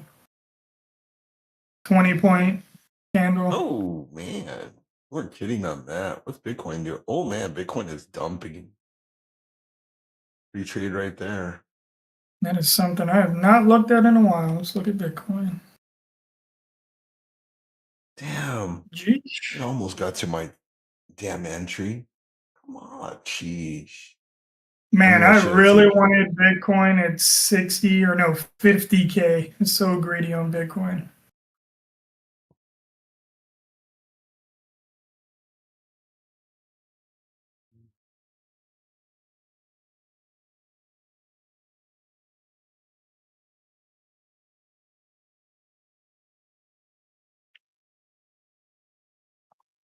Yeah, I knew I should have waited for a better close. I had like $150 there, but it's not enough for me to secure.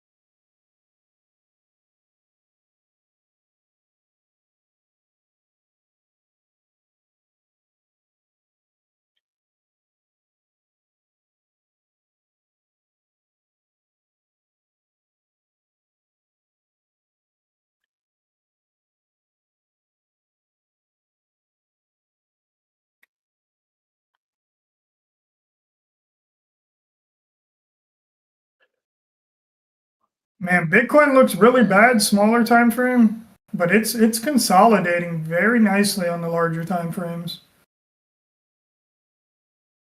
Kind of just a wicked bear flag, but really good base on Bitcoin there.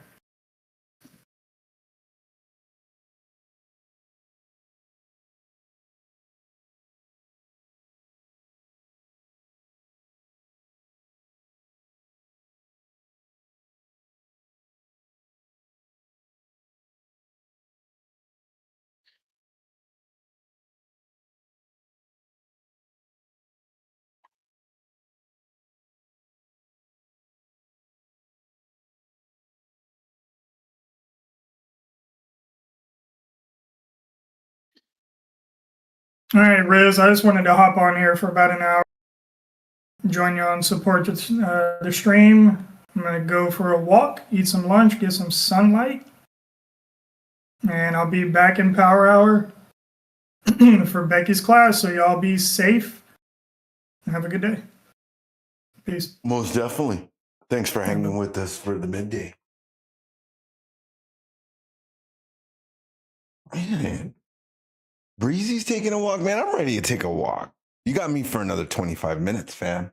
You guys want to see me take a look at a chart? Feel free to let me know. You know, I see a few folks out there on the intrawebs. I didn't get my entry taken. I'm kind of pissed. I'm low-key kind of mad. I'm hurt.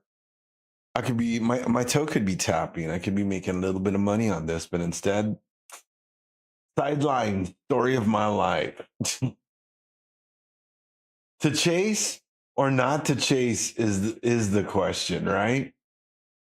No, we're not chasing. We're not chasing this. We're waiting it out.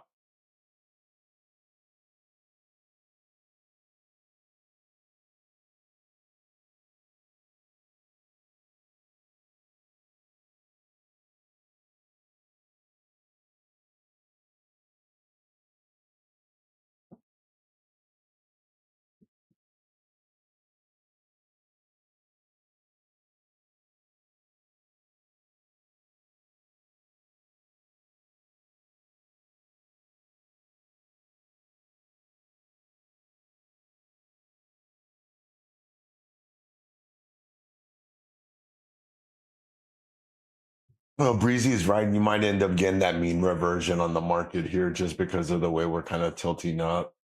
This could just be a retest, though.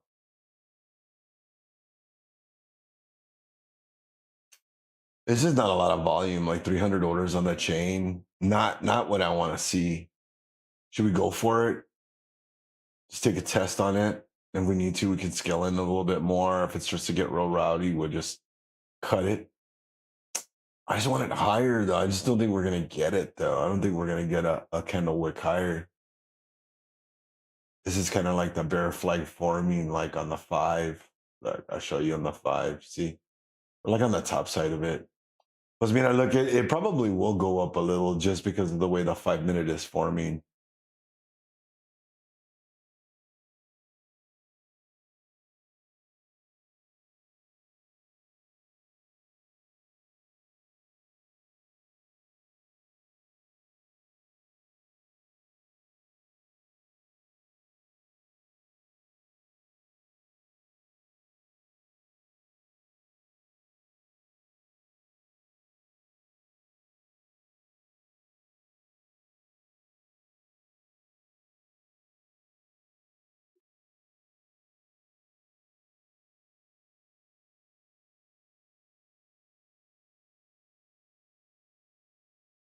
I don't think we're going to get it, though.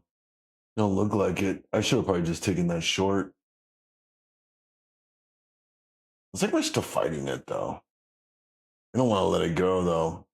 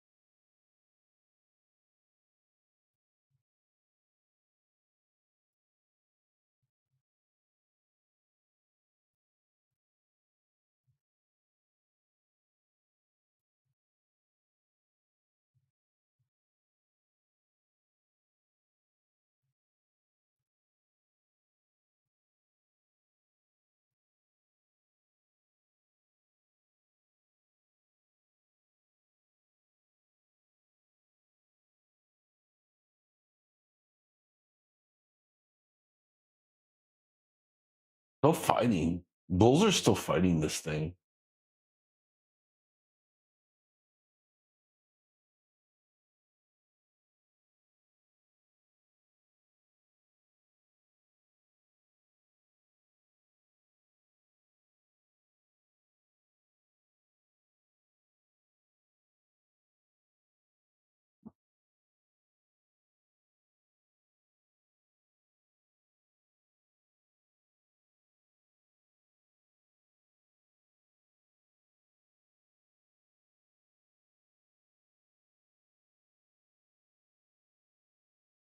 Those sellers still stepping in. Man. See, I told you I should have taken that short there. I just don't want to take it like right here. I'd rather catch it at the top in case it pulls back. There's not a lot of volume anymore, not a lot of follow through. Man, it's gonna be a tough mid, like it's gonna be tough going into the close for you guys. Hopefully Power Hour might bring something. I hate when we see like news like this because you won't see anything else. 9 times out of 10. Market just won't have any more legs to do anything meaningful, and you'll just be stuck bag holding, crummy positions the rest of the day.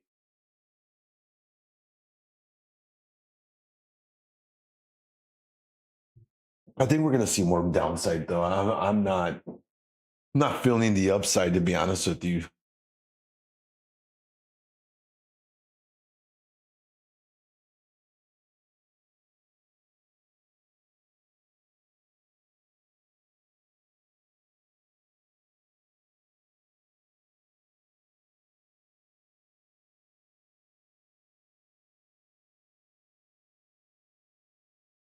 Oh man.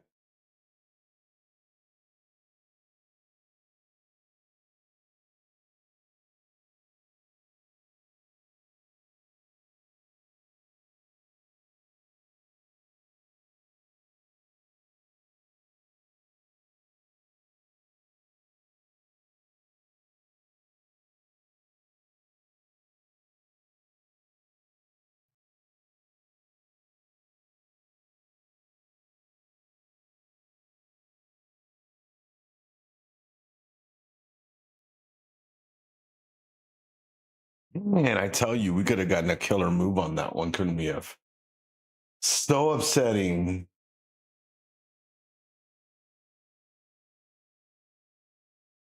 We should have chased this thing. Oh man, now it's an even worse position to chase it. I hate this.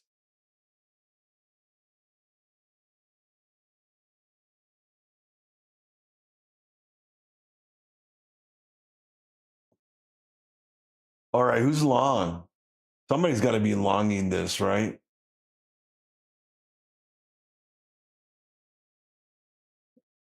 Man.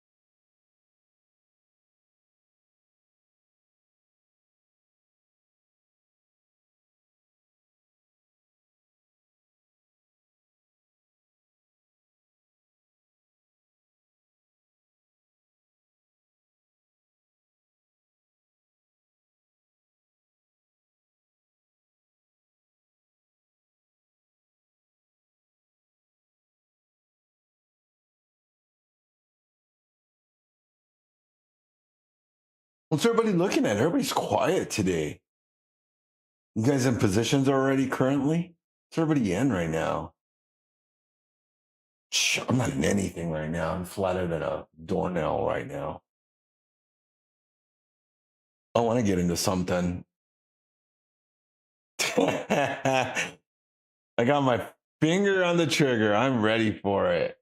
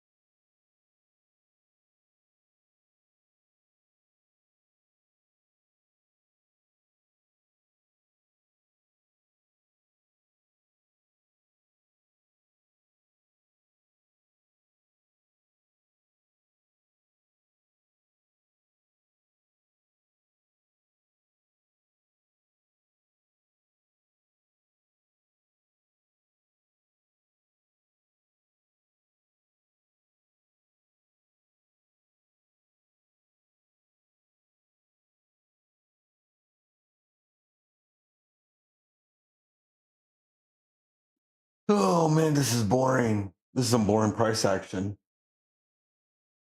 God, I should have chased that short. Now I'm like kind of mad at myself. Hate it. Hate it.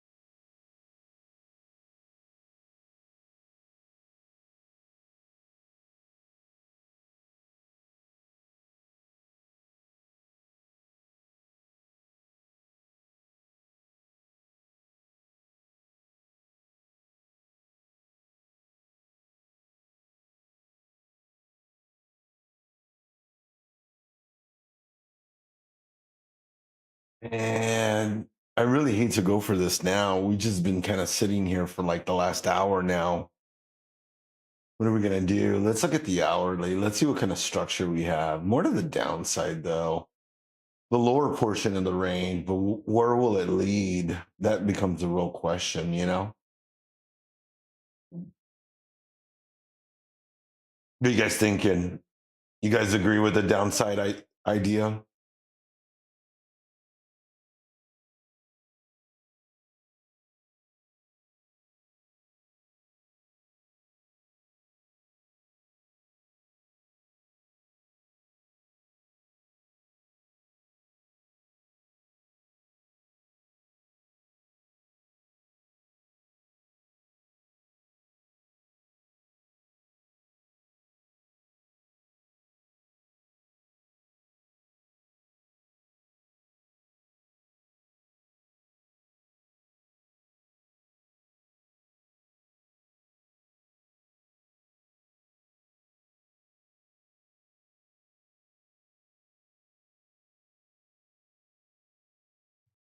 Well, no, we're going to get into this thing.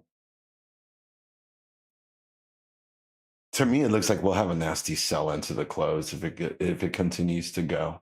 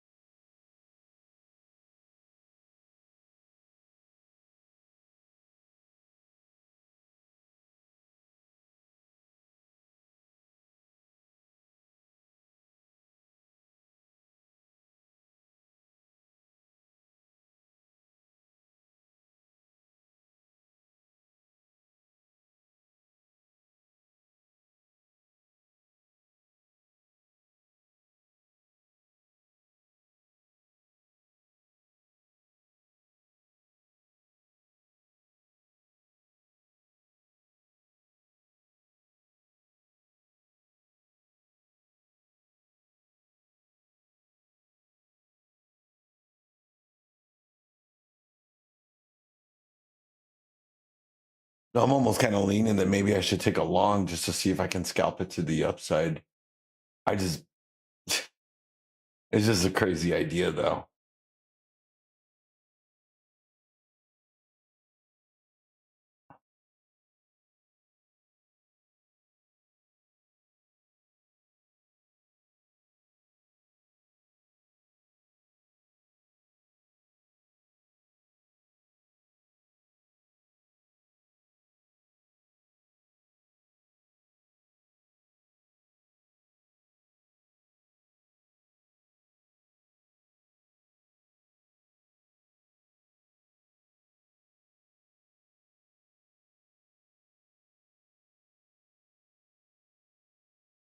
We're getting close. It is so close to doing this.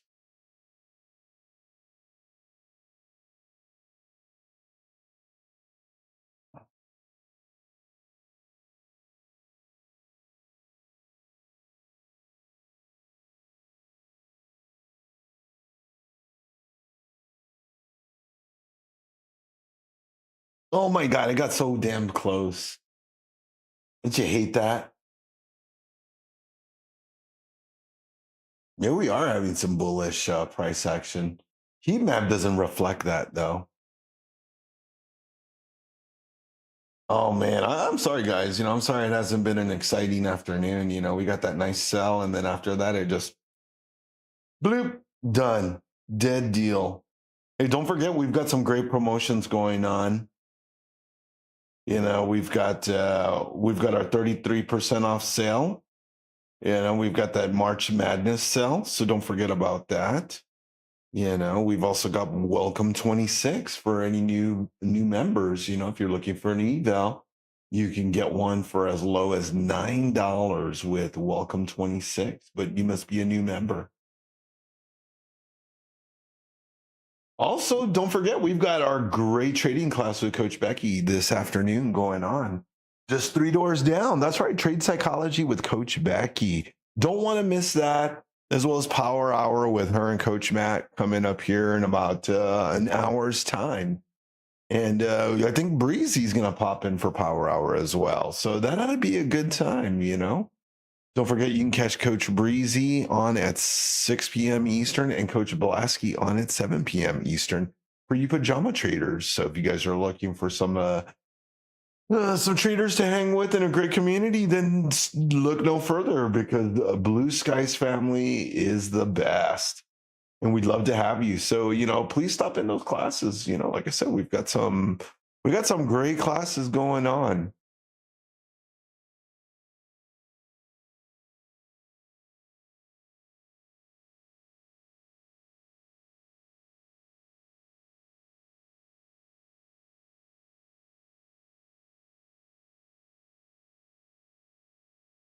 So yeah, this thing does look like it wants to go now.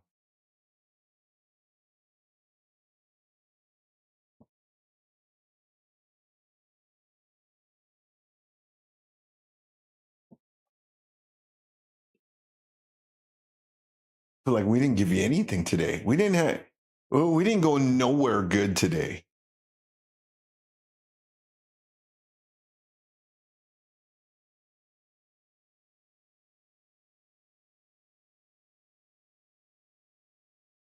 I'm gonna step out of trying to get the short.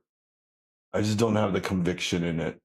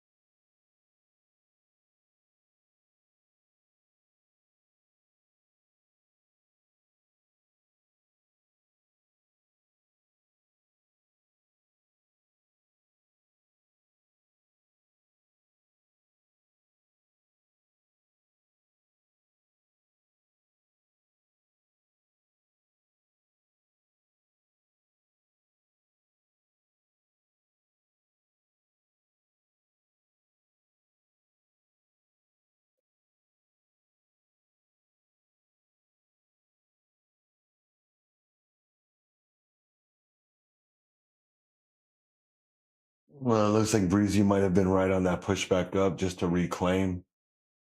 I'm gonna wait a little bit further. I'm gonna wait until the 200, because that was a lot of buying pressure that stepped in. So I just want to be careful.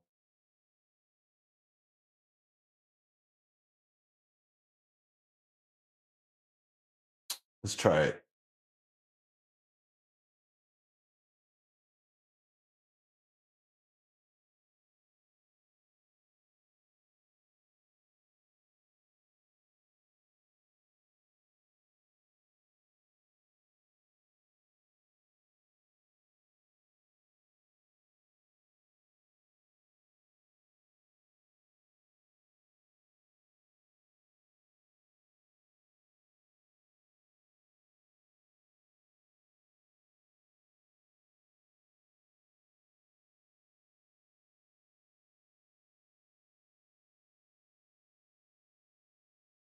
I guess they're trying to set up peace talks with Iran as soon as Thursday. That's what they're trying to do. So that's ultimately what's kind of affecting the market.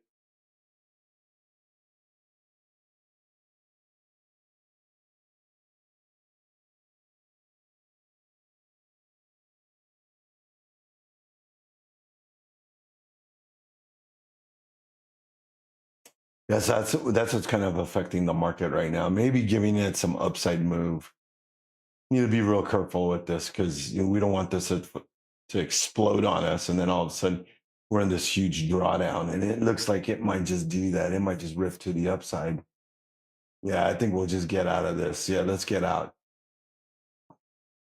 With that news on the war ending or peace talks, I should stick with it.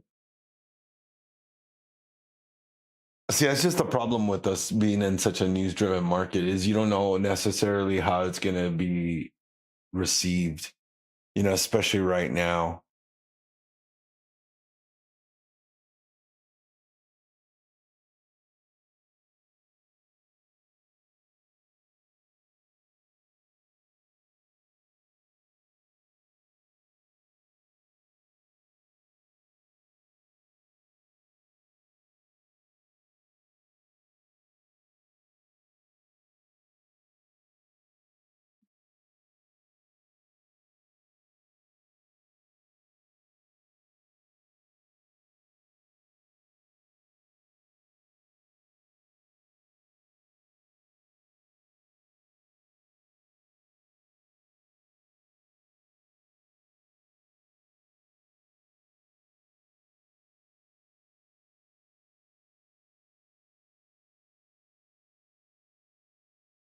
Looks like they might just get a little grind and then just slowly grind it to the upside if they can hold it.